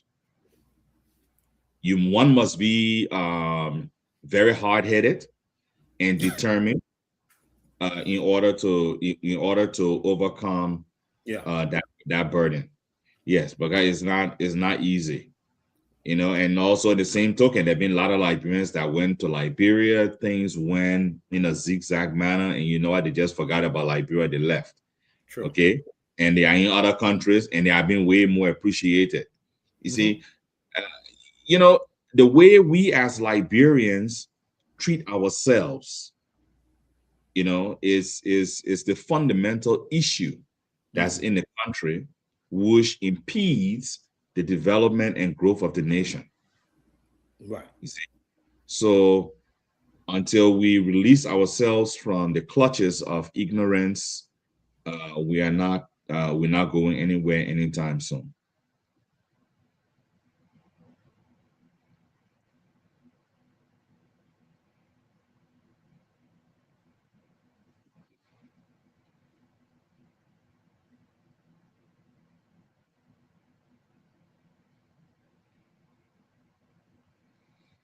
Mr. Smith? Yes. I don't know what happened. I just got booted out of the studio, but I'm back. Okay. I'm back. I'm enjoying my conversation. You can go back to what you're doing, Veteran Smith. But anyway, Dr. Kopo, let be little. We're allowed to be pessimistic, so let's do that. Okay. Do you see us getting out of this situation anytime soon, or are we just into this for the unforeseeable future? And then we're going to come back and be more, What situation? The one I was just described, the lack of appreciation for our own professionals, the lack of appreciation or the lack thereof to move in a direction where people like you and your practice and your business can be appreciated and help advance, some of the beautiful things you say, because I want us to delve into that. It's all about the mindset. Unfortunately, I don't have the magic wand that I can just go and say abracadabra. Everybody in Liberia just changed. So we as a country has got to be willing to move forward in the interest of the country. You see, but as is often said, due to the lack of vision, the people perish. So we have to be willing to change. If we are not willing to change, we're not doing anything. The journey of 1,000 miles begins with a single step. You see, right. So now instead of me taking that step to see how I can move forward, I find it quite easy to step on you and to crush you. Mm-hmm. That's what I've seen happening in Liberia. Okay. So, but we can only pray for the best, Okay. All right. Let's talk about some optimism.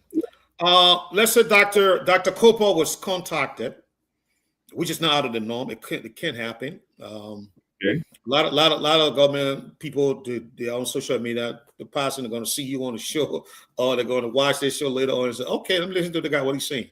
If you were contacted, Dr. Kopo, and said, and with everything you have said here, we said we don't have system. Where would be your first act to correct this lack of system that you describe? Where would you recommend, say, for example, the committee in healthcare, you're talking to the legislature, so we need to enact laws. Where do we start? Where would your expertise lead them to begin with? Yeah, so the first thing is we have to go into the academic setting. Okay. Now, I'm going to be a little more biased because going into forensic medicine and death investigation and all of that.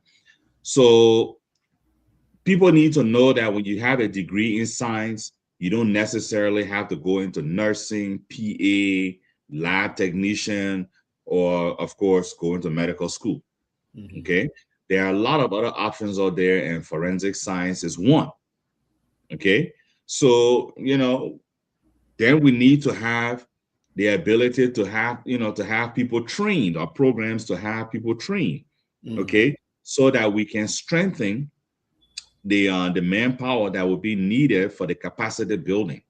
You see, so we introduced forensic programs into the different community colleges. I think when Madam Salif was president, if I'm not mistaken, I think that's when a lot of community colleges were built, as in different counties and whatnot, right? So, you do something preliminarily, and then where you can also have a full course going, like, for example, at the police academy, you see? So these people know they'll be working into law enforcement. So what's going to happen now is you have cases, you have, forensic teams around the country, you see? A person may decide that they will now want to go to their county of origin to live. So he can go and he can get employed. Okay. A person may now want to go into private investigation. And for example, to work with me at Third Eye Forensic Consultancy. Okay. And that's something that we can discuss as well. You see? So if we do that, and if every Liberian per se was to look at things the way I do. For example, an engineer can come and say, you know what, mechanical engineering is not prominent in Liberia. So raise the issue. Let's bring mechanical engineering to BWI. Let's bring mechanical engineering to to some of the schools. Okay, that's like community colleges. You see, like in Ghana, for example, people go to the university and the polytechnic to study mining. Then you have the academic hubs where you travel to. So, for example, like in Liberia, people will go to Yekipa, you see, and where they study mining, so they be able to do their practical, right? People want to go into forestry, they can now do their practice. They will have another, for example, we have our dense forest. Basically go a tropical region. You say, let's put something in Lofa, let's put something in the southeast, like the Sapo National Park, right? So students will learn, and they will have access to the practical training. Yeah, you see. So you want to go into hydro engineer, then they'll be able to train at the Mount Coffee. And I'm saying these things to say that there are ways in which we can contribute to the country. You see. And there are ways in which those that are in the country can work with people from the diaspora. It shouldn't be seen like you want to come to take my job. Because from what I have seen, that is a very serious problem in the country. It is. And so okay. So having said that, you will start with the academics, which is great. We got to build the knowledge base. The current situation. This is like exaggerating the case. This is true. We're putting out more graduates every day. Correct. When I mean every day, I mean no, I understand what you're saying. Yeah, exactly. We're putting them out in the hundreds, and we put them out without the accompanying opportunity, so that, like you said, they can apply the skills that they have acquired from the university. In addition to what you just described, what would you do when we invest in all these center of learning that you have recommended? When these people come out, how do we utilize them? So to be very honest with you, given the fact that Liberia is still, how do I put it? We are still trying to surface, okay, or resurface, because we had that deep plunge during the Civil War, and after the civil crisis, we had elections and we had peace. The peace we had was there was no gun firing, okay. But in terms of capacity building, have we met our quota? So more Liberians should be encouraged to go into the arena of being technocrats. Okay. So instead of focusing mainly on getting a degree, go and get a technical skill. Yeah. Okay, you can go, for example, a person graduates from the university and 2 years they don't have job. Mhm. Another person goes to a technical school, and in about 9 months to a year, right, he's able to operate an excavator machine, yellow machine. Mhm. So that man who went to school for 9 months in Liberia now can work for a company that's working on roads. Mhm. You got your degree in sociology. What are you doing? Mhm. You stay at home and you on Facebook all day, or you going to go watch a game with Baka. You see? You see, no, it's a very serious thing in the country. People graduate and they are frustrated. Yeah. They have walked from Crown Hill all the way to Trinity Cathedral. But then, Dr. Cooper, let me engage you a little bit. It says their fault entirely. Now we can say maybe this comes down to personal choice, but it says their fault because there are. You would agree that there are roles, or there is role for somebody who study the social sciences, a psychologist. You know. Yes, so, but yeah, There are so, people, our prison center need them. There are homes that you know. so for me, for example, okay, I decided that I wanted to become a scientist. Okay. Why did I want to become a scientist at first? Is because I know that there will always be, there will always be the scientific arena to explore, investigations, working in research, labs, and so on and so forth. Okay. Then I decided that, you know what, I also want to go into medicine. You see, there will always be patients to treat. You see, so that it means that there's an opportunity. But you are about to graduate from high school. Your older brother or sister was graduating from the university. You saw that for 2 years, that person had been sitting there at home, frustrated. You go and you also want to be a sociology major. The reason why, let me tell you this, the reason why most of the students go into things they want to go and do business, accounting, social, because that they are lazy. They feel that I will get a college degree, and this is why. I don't know if I agree with you. I don't know. Well, I don't know if I agree with you. let me explain. Let me explain, and you will Okay. agree. Okay, in Liberia, yes, when you graduate from college, that is a big thing. Right here in the United States, you got people that finish with their high school. They got their high school diploma, they're making $100,000 a year. True. You see, but in Liberia, you go, you guys there. So why you want to do sociology? You ask them, they can't tell you. I like the course. You know, they can't tell you why you want to do sociology. Okay, why you want to do business? I want to do business because I want to run my own business. Oh, but guess what? The Fuller man, okay, he trains his younger brother or his son how to run the shop, and he moves on to another shop. So you don't really need a college degree for that. You see? So the reason as to why we go into these things. I beg to differ, sir. Well, of course, yes. I mean, you beg, yeah, that's true. Now, when you're here in the US, and if you study business, you got, for example, you got the financial sector. You see, you can work with a capital institution. You can work with the bank, of course, as you already know. You can go and be on Wall Street. You got options.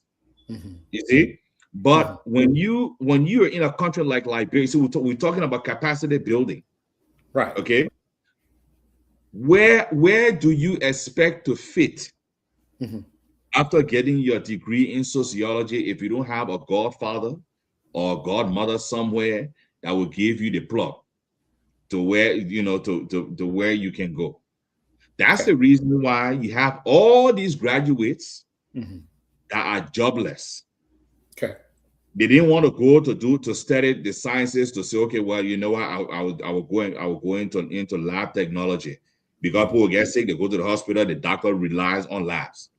You see, you have, if you can contact any of the university and ask them, the science college, or the science colleges from those different schools, as well as the the colleges of liberal arts.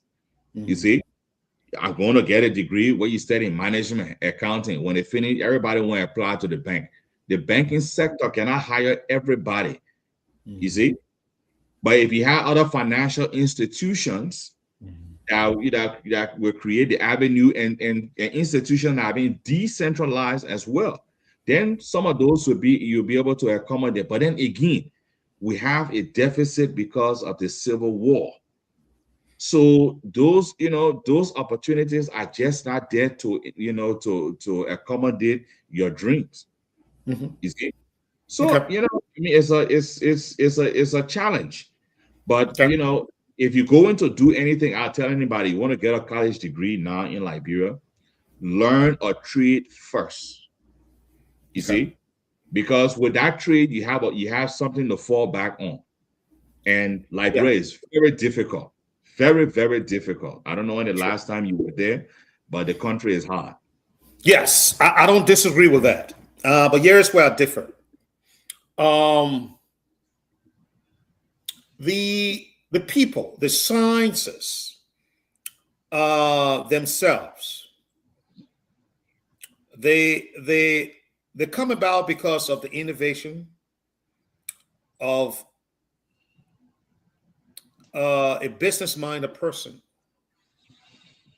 who identify opportunities, who see the gap, and say, you know why? I think it would be beneficial if we put more attention to Dr. Scoper's expertise. Let's see how we can help him expand. Let's make the business case for him. Okay. Let's see if there's a need for him there in Lofa, in Vonjima. How do we fund his activity there in Vonjima? And how do we help him scale perhaps across the border into Guinea, Sierra Leone? All of that come about, Dr. Coper, from what we call the BCA, the business case analysis. You need somebody with the business skills to do that. Yes, it's true. But and it's not because I'll land on this one. It is not. I don't want you to say, okay, yeah, in Liberia, this is not possible. Only in the U.S. it is possible. Yes, in the U.S., the opportunities are abound. No different part about it. Yes. Equal to, you can find the opportunity there in Liberia. I always say this, Dr. Coper. I was in Liberia. I went to open a business. I want to open a cement business. In fact, I talked to a partner here. We're going to open a cement factory there in Liberia. But you know what? When I got on the ground, I said, you know what? Let me go to the Commerce Ministry and see what happened there. I ran after my document. I got it. But then, while I was there, I started seeing people running in for IDP, the Import Declaration Permit. And I'm saying, but why is all people coming in like this, flowing in? Then the yellow slip is going. I'm like, okay, but why are they giving rid of the yellow slip? And I investigated. They were all goods that were coming into the country from outside of the country. Now, as an MBA like myself, I'm sitting there and saying, there is a business case to be made here. A lot of business case to be made. Somebody importing chicken feet. Somebody importing cow skin. I mean, the list goes on. And you telling me that Dr. Coper, you've been in this country, you go into business yourself, you got to sit down and see the business case there for yourself and say, I can analyze this and see if I can draw a plan, a 5-10-year plan, and take it to somebody to help me fund this. That's how jobs are created, Dr. Coper. Yes, but you see, you're looking at it. Yeah, that's how the economy expands. Yes, but you still got the American mentality attached to it. You got to understand one thing, right? What you're saying, yeah, is all good and gravy, but you got to understand the challenges that you're going to have when you want to establish that in Liberia. The bribes and kickbacks that you will have to pay. You've taken development to the country, but the bribes and kickbacks Now you leaving, you thinking that, well, I'm a Liberian citizen. I'm trying to invest in my country. Why is it that I'm going? I should have to do X, Y, and Z. Because you don't want to do it, then you got those that will try now to suppress you and frustrate you as well. You can ask business people; they will tell you their stories. You see, so and the reason all of that is happening is because of the hardship that's in the country. Before you even start to lay things out, you've already been targeted as a source of exploitation. You see, you've already calculated, they factor in how much they expect to suck out of you at the end of it all. Instead of say, okay, there's our brother that's coming home. Okay, the way he's trying to do is a great initiative. Let's support him. So, you know, Liberia is a world all by its own. You're trying to bring in, look, you're trying to bring in things through the port. That is one of the most nerve-wracking experience you can ever have. But of course, that's a 24-hour service there now. No, it's nerve-wracking because you see what's going on there. You know it is not fair. You know how many people now just prefer to bring things through Guinea? And yeah, I heard that too. So that's what I'm telling you. So you see, so because of how they, you know, it's a dog-eat-dog world that exists in Liberia. You do me, I do you. You see? So because of that, the country is not going to thrive. You're sending stuff into your own country. You having palpitations. You scared. You don't know what's going on, how much money you're going to have to pay. Yeah. You see? Do you know that you can send something to Liberia? You bought the thing, let's say $10,000. Someone can look at it and decide that that thing has the value of $50,000. And you know what it means, right? The more expensive it is, the more you're going to pay. So you see what I'm saying? You went, for example, you bought a pair of Nikes for $50 during a Labor Day weekend sale. You think when I go to check it out after the holiday, it will still be at the same $50? No, it would you bought it $50. But you see, so there are so many issues in the country, my dear brother, so many issues. And, you know, as a country, I don't know.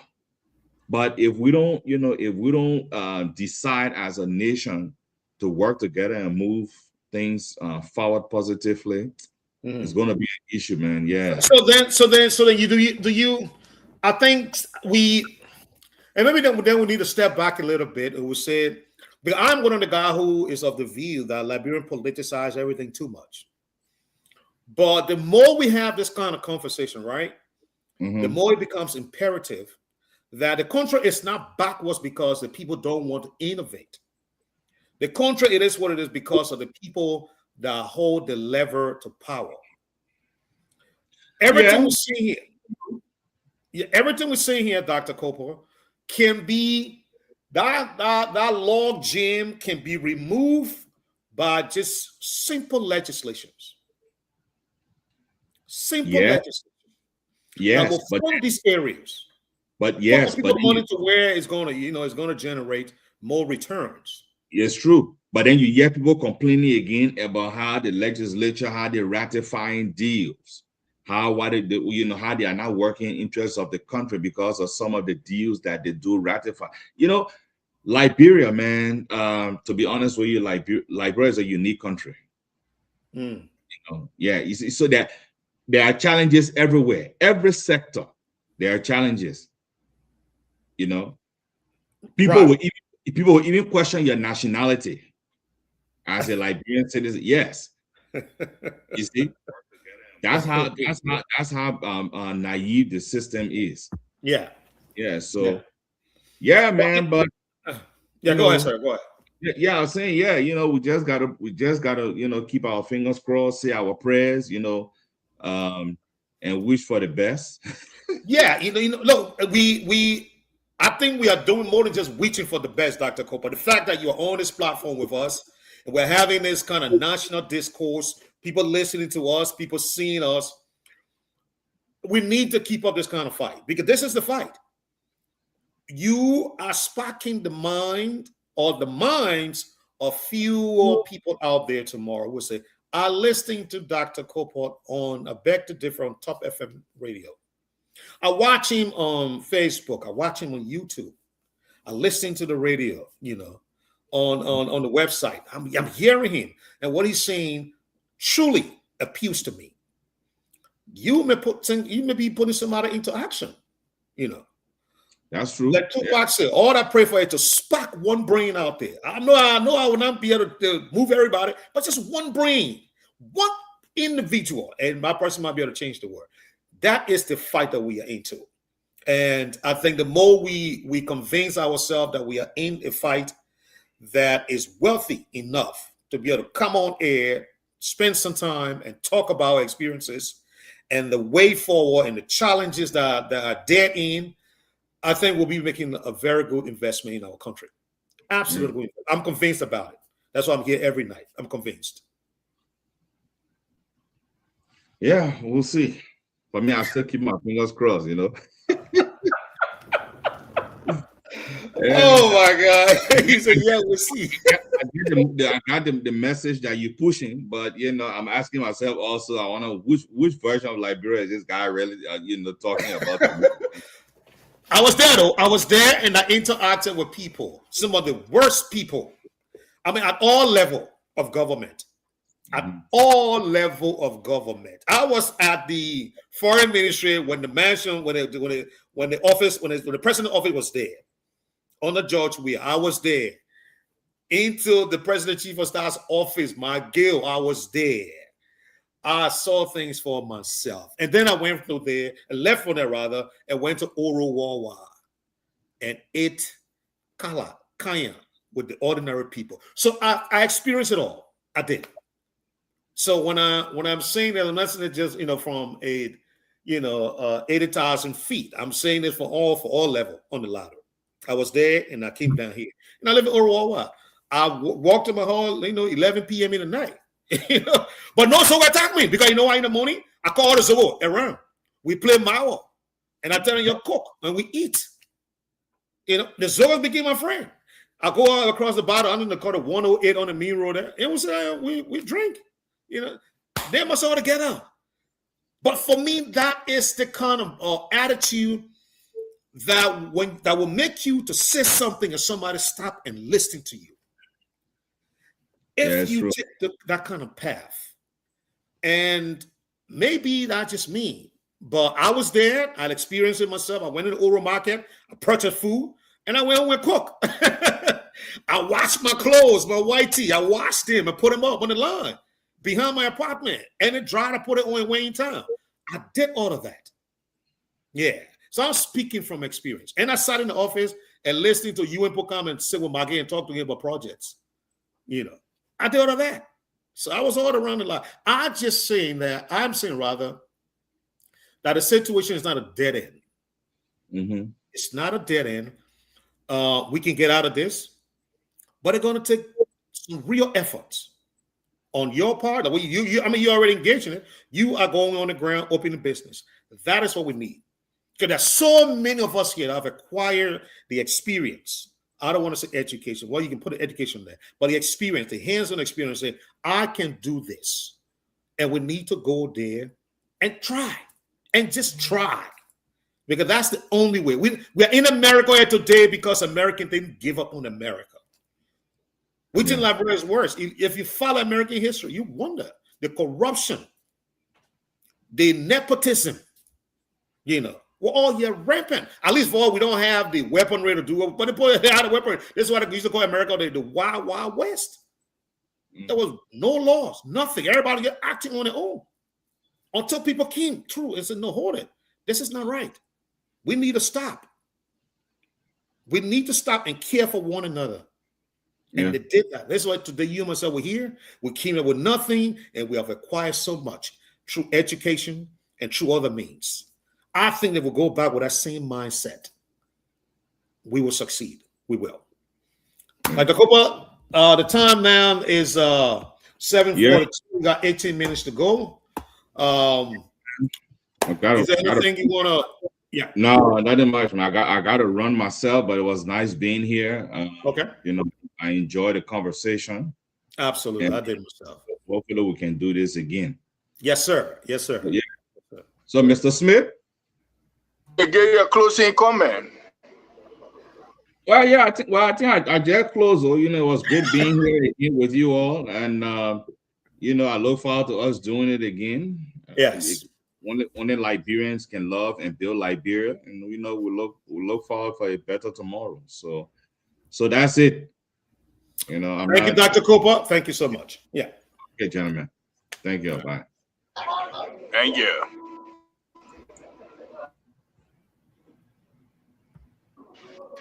Man, Mr. Wright, I didn't know you can talk, man. you were on a marathon interview, man, but that's good. So I know now what you can do with that. You know, if a part of you, the question can just flow. Yeah. It can, especially when it comes to business. That's your cup of tea. It can just flow. I could see that. You don't have to think too much. You just know the question when it comes to business. Yeah. And he enjoyed. My son enjoyed. So, I mean, I said it already. I was enjoying the conversation so much that I didn't want. I didn't want him to go. We had a great time. But you have to go. You have to run. You know, he's a busy man. For the few minutes remaining, what would you like to chew on?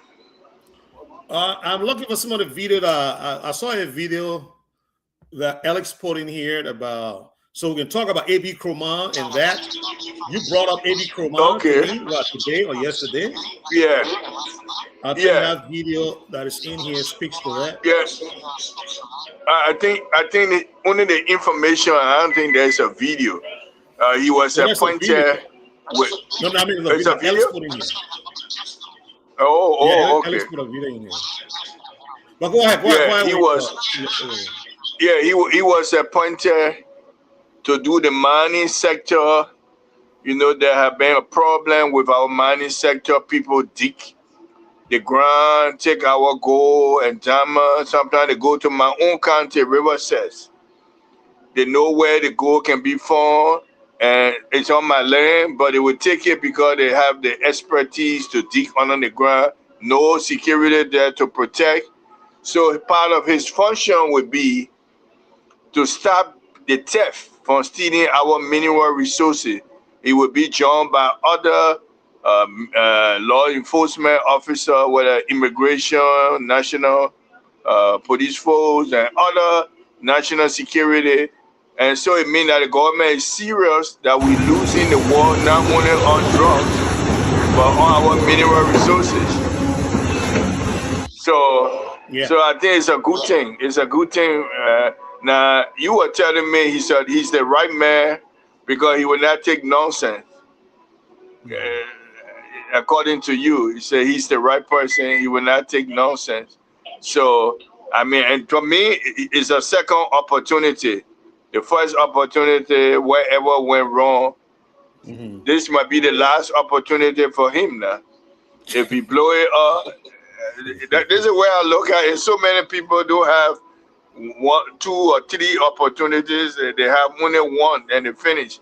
Now he been giving a second chance. I think he will learn from it, and I hope he wisely, because this is a serious thing where people take our mineral resources and we don't get the value. I have another audio, but I will play in the morning. A lady did a video on Burkina Faso leader. Okay, hold on. Let's play this. Okay. Let's finish the story. So I want to play the video, but let me go to you, Alex. What kind of video watching? What kind of video looking at, Alex?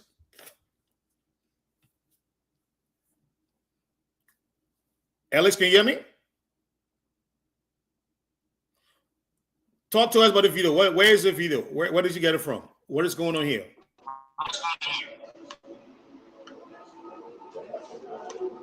Maybe I can help Ellie too. No. Yeah, so Thank you, Mr. Rice. So most of the miners here that in Grand G there, most precisely some part of Konebo places. This place? Yeah, are taking place. I think the last time I shared LSD area with you, I sent a video and you see the whole area the people are digging. And this they have even have more than 2 to 3 machines parking in here and I even go in a bush every day and night. You see machine parking passing, going in the various bushes. So there are a lot. If we take our own tour to say let's go in those places to see how many machines there, maybe you'll be talking about over 100 plus of those S car operating in the very good bushes. So this is Queenable. Presumably. I mean, look at what I'm looking at right now, Alex. I'm looking at the forest in the back there. It's so beautiful. Dense. Green. Oh my God. And you can imagine the kind of I don't want to describe it because it will be the kind of devastation the guys did to this forest to clear the place up like this. You can imagine that just by looking at the boundary over there. They did a lot of damage here. A lot. But I wrote a video, and then we'll see how people guy like what's her name? Croman. A.B. Croman can post stop to some of these illegal activities. If this is illegal, to be able to put stop to it. Watch it.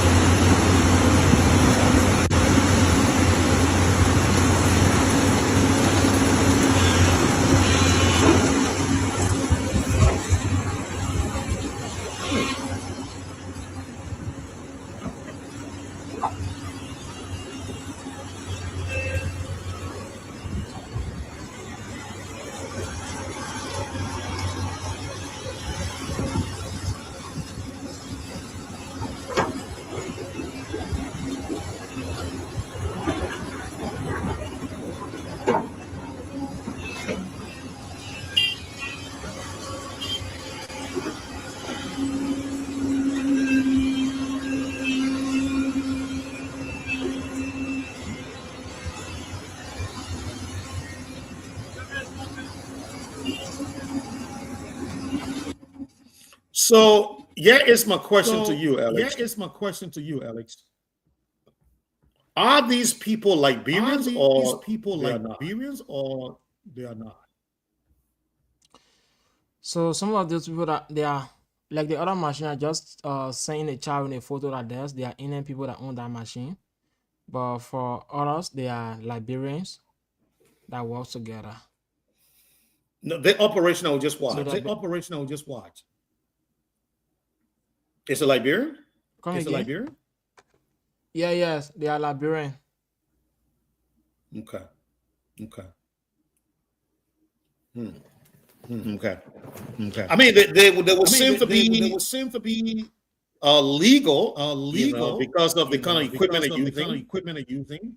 That thing looks like a real commercial operation to carry on there. So let me just send you. Let me just send you another photo in the chat and you can see they are working.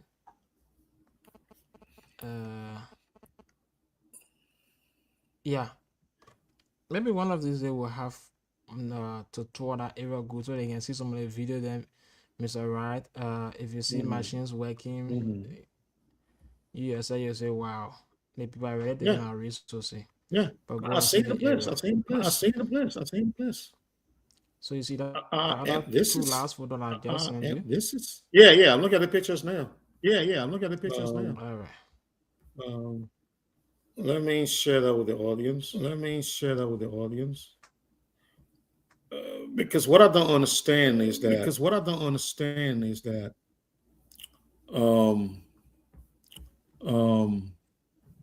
Come in and go back up there. I mean, when you look at the place that people are operating, right? So that's one of the video there. When So you that's just one of sent the me. video there. When you just sent me. And let's see the other one. So it's going to be that the same machine that we So watch it's going for to be in the same machine that we watch for in. So these are the machines here. So you're right. These are the machines here. Liberians. So you're right. Liberians. So my question then becomes: these guys are using this industrial machinery to mine the resources of the area. Mine the resources of the area. But look at the area in which But the look at machines the are area in which stationed. the machines are stationed. Look at this place. Look at this place. So and these two machines are going to mine millions and millions of dollars worth of mineral. And they are going to leave this place just as they met it. That for me is my frustration. Nothing else frustrates me. But this. So it says to me again what Dr. Cooper and I was talking about, the lack of system. The lack of system.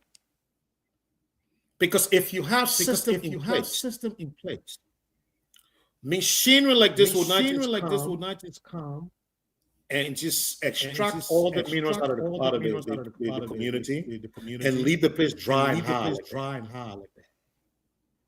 The system will make sure that that community, that locality benefits from the mineral resources that is found there. But there's no system. No. Whatsoever. That for me is my frustration. So the question then becomes, how can A be? Bringing relief to people in such a community like this. Because I don't think AB should just be told, go there and arrest people who are illegal in mining. I think he should be given more, because I'm saying it from his background. People say he's an operational guy. I think, he goes out there and he executes. He should be given more. He knows how to do it. That's what I said. This new portfolio of his, because it fit his profile from his background, and it fit his skill set. So he will do well in this position. Operational guy. He will. I think he will. And he should do well. And he execute. Because we can't afford any shortcomings. Is foul. He has to win. He has to succeed. Because for the benefit of the community. Any shortcomings. Benefit of the communities. This is Quinnable. I think this is Quinnable. Perhaps in Quinnable alone, you got 10, 20 of these kind of operations going on. 10, 20 of these kind of operations going on. So what happens to that place in the next 10 years? What happens to that place in the next 10 years? I mean, look at the pit he's showing here too. This is another pit he's showing. This is another pit he's showing. That's one. Let me just play Mr. Wright, and that's one belongs to a son from Quinnable called LSG. So that's LSG gonna pay there. Let me just play it.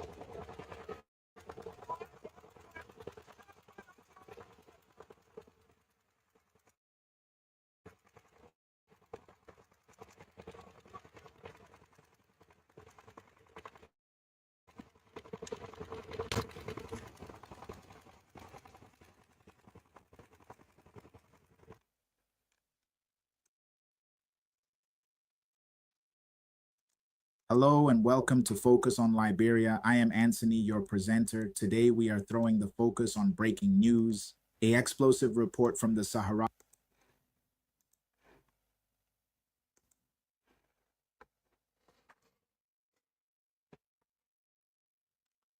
You are me, Mr.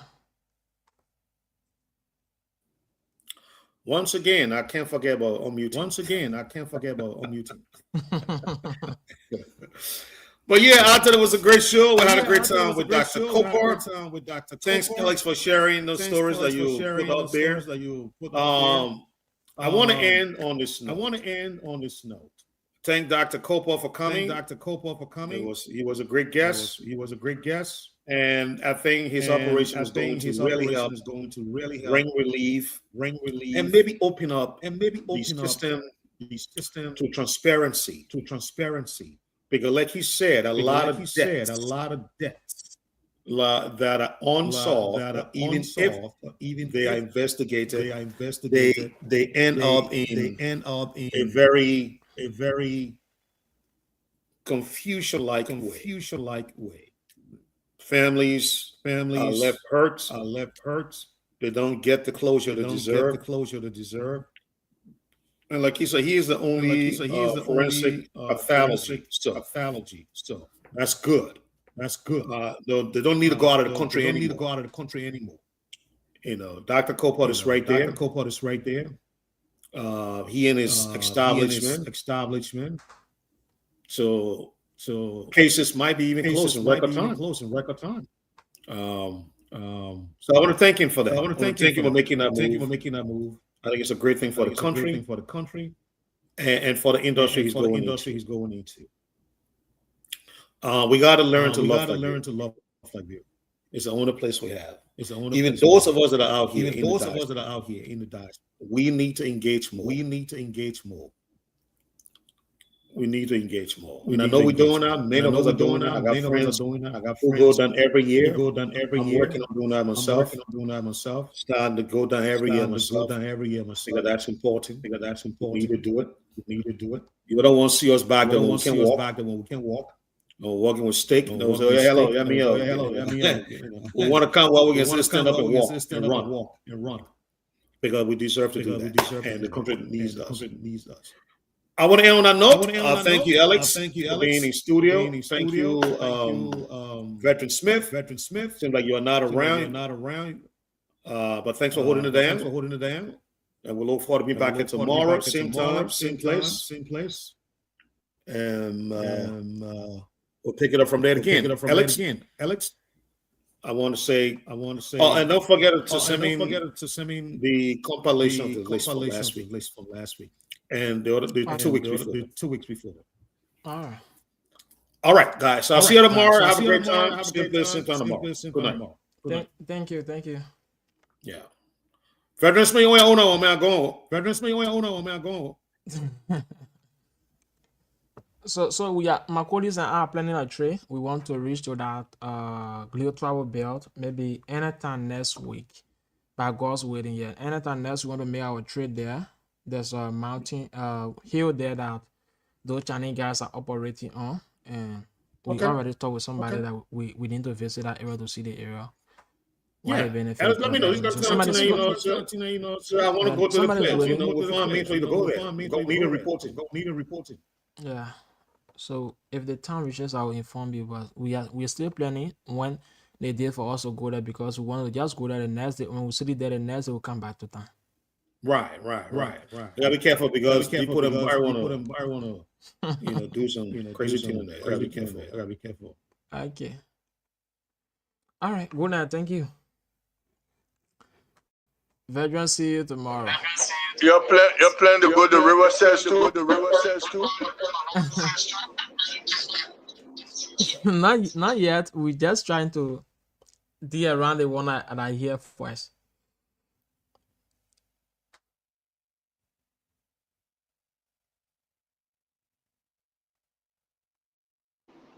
What's the result in sports?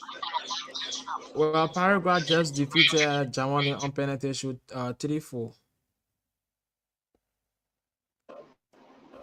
Penalty?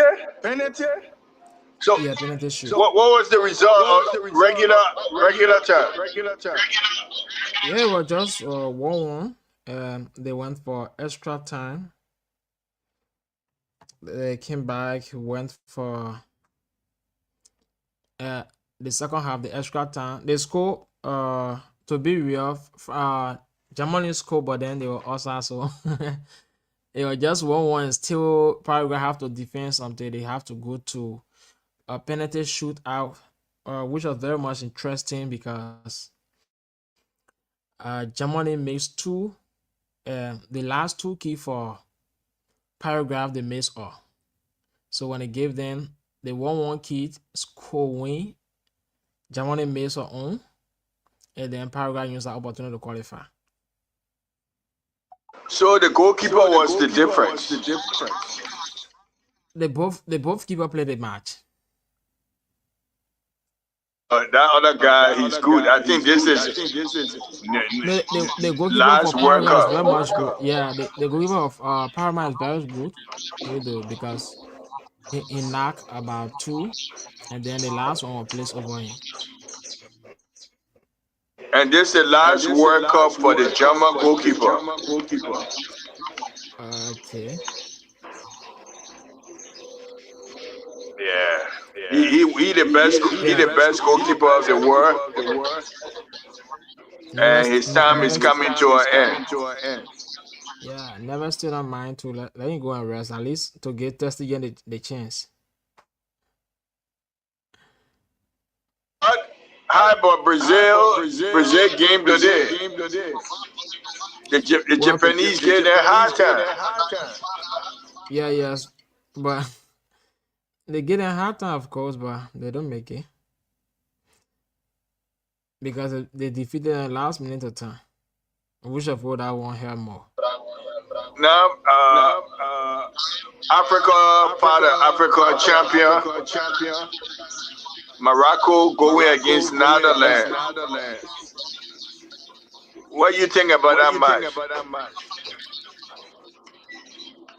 Well, Netherlands are a strong team, and Morocco are also strong. So we want to see what's happening in the match, but I can predict who goes because Netherlands are very strong, and they also too strong. Now, with the games between Paraguay and Germany, I think the World Cup is very much difficult now to predict.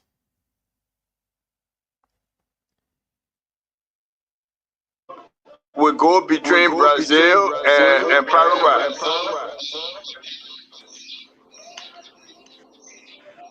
Brazil next match will be Paraguay. Not yet, because they are going to round 16. They qualify, but I don't know who they are meeting.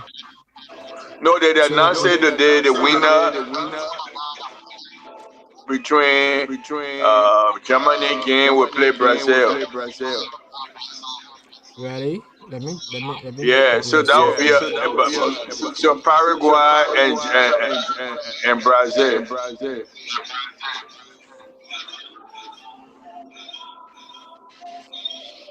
No, the winner haven't come yet because they place calendar on the 4th of July, and I since 4th of July we have 9 paragraph, and Brazil is playing on the 5th, so they are not playing each other. They're not playing each other. Yeah. Let me look at my.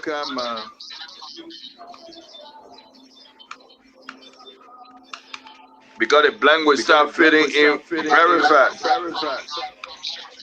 They are fitting in, but Paraguay are playing different team.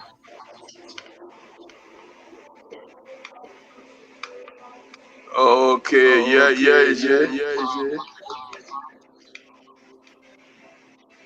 Okay, Canada. Okay, you know what? They haven't filled in the blank yet. They mean that because the game just ended. No, but they are placing it in different dips. So how would that be playing? The both teams be playing the same and they placing the different. They draw is already on. No, the team that plays today. That is what I'm saying now. If you look at the picture they are drawing, you will see the 4th of July, 9 o'clock paragraph play. And you had the 5th of July, 8 Brazil playing. So how will you say they playing both the two of them play each other? So I don't see Paraguay yet. Check there. Which one is score? Last score you can see? I'm talking about the 16. The round of 16. I see that. So the round of 16 now we're discussing. Yeah, but they haven't put it there yet. So the name should be there. The name should be there, but they put it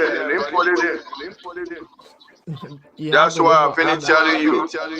You have to look for app that give information very fast. All sport is better. So just download All Sport. No. Yeah, all football give you the final detail. I'm speaking from the World Cup now. This draw that is ongoing.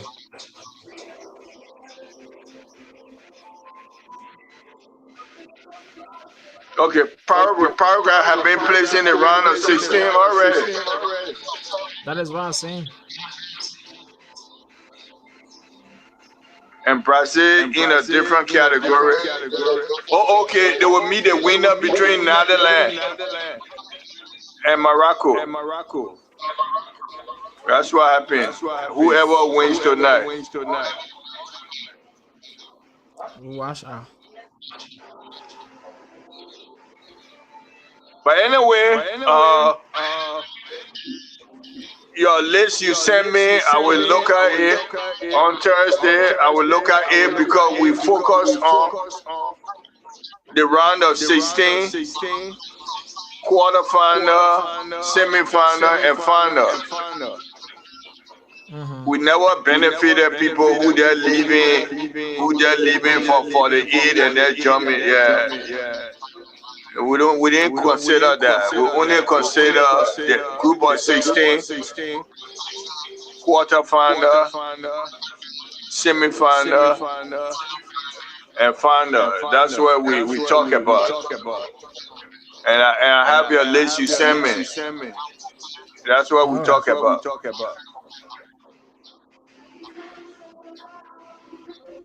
All right, Vedra. Because all were learning this new system. Yeah, we ain't ready. Okay, go now. We're not going to reward African country because none of them qualify. We want them to go to round of 16. That one we say they're doing something. But they are qualified from group stage. Yeah? They have qualified from group stage. Yeah, but we focus on the round of 16. But people get prediction. Quarterfinal, semi-final. It will reach there, we'll talk about it. But people get prediction from the group stage. Yeah, that's what we focus on. Which one? Round of 16, quarterfinal, semi-final, and final. No, we asked them for round who qualified from group stage first. We begin with group stage. No, we didn't do that. Check it out. I have the list. I think I don't know my send it on, right? Let me check it out. Tell you. I have the list.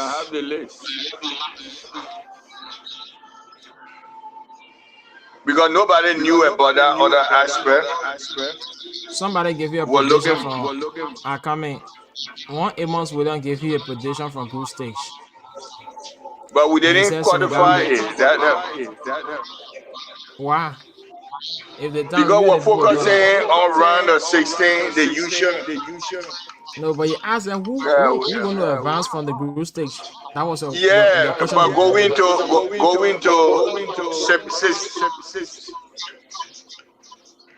group of 16. Those were the era we started grading. No. It's good that you ask about 6 questions. You ask 6 questions. Your number 1 question: which one of the African team will advance from group stage? Your second question: your second question: who goes to the round 16? Your third question was who's goes to quarterfinal. Your fourth question, who goes to swimming final and final. That was a question. Then the sixth question was the Malays 5 best African player after the World Cup that will be selected. That was the question. But that one we said we're talking about because it's vague. I'll get that. You and the people will discuss that one. Yeah, the one, that one is a vague question. I gotta have the best lawyer to determine who the best player in Africa. Like you ask a question and people answer to it. No, we said we're gonna revisit. Well, that is why I'm saying if the time reaches, you and people will talking. If the time reaches, when they reach the group of 16, the 16 quarterfinals. I want somebody rewarding people the week, and then they put you defeated 2 games you lost, then you can't go. Then that one, no. So when somebody pass on a condition and the person pass another. Yeah, no, but we're not anticipating that they were going to do that type of way of breaking it down. Chief, we're looking quick to group 16.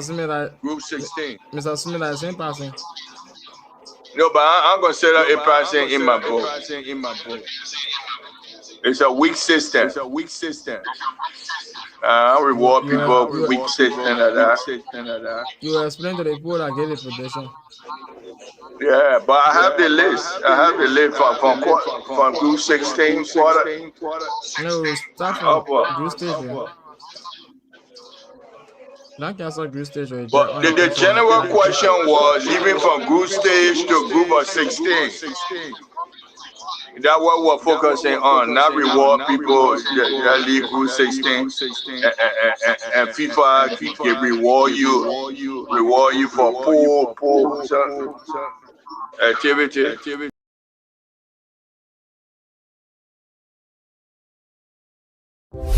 TOP FM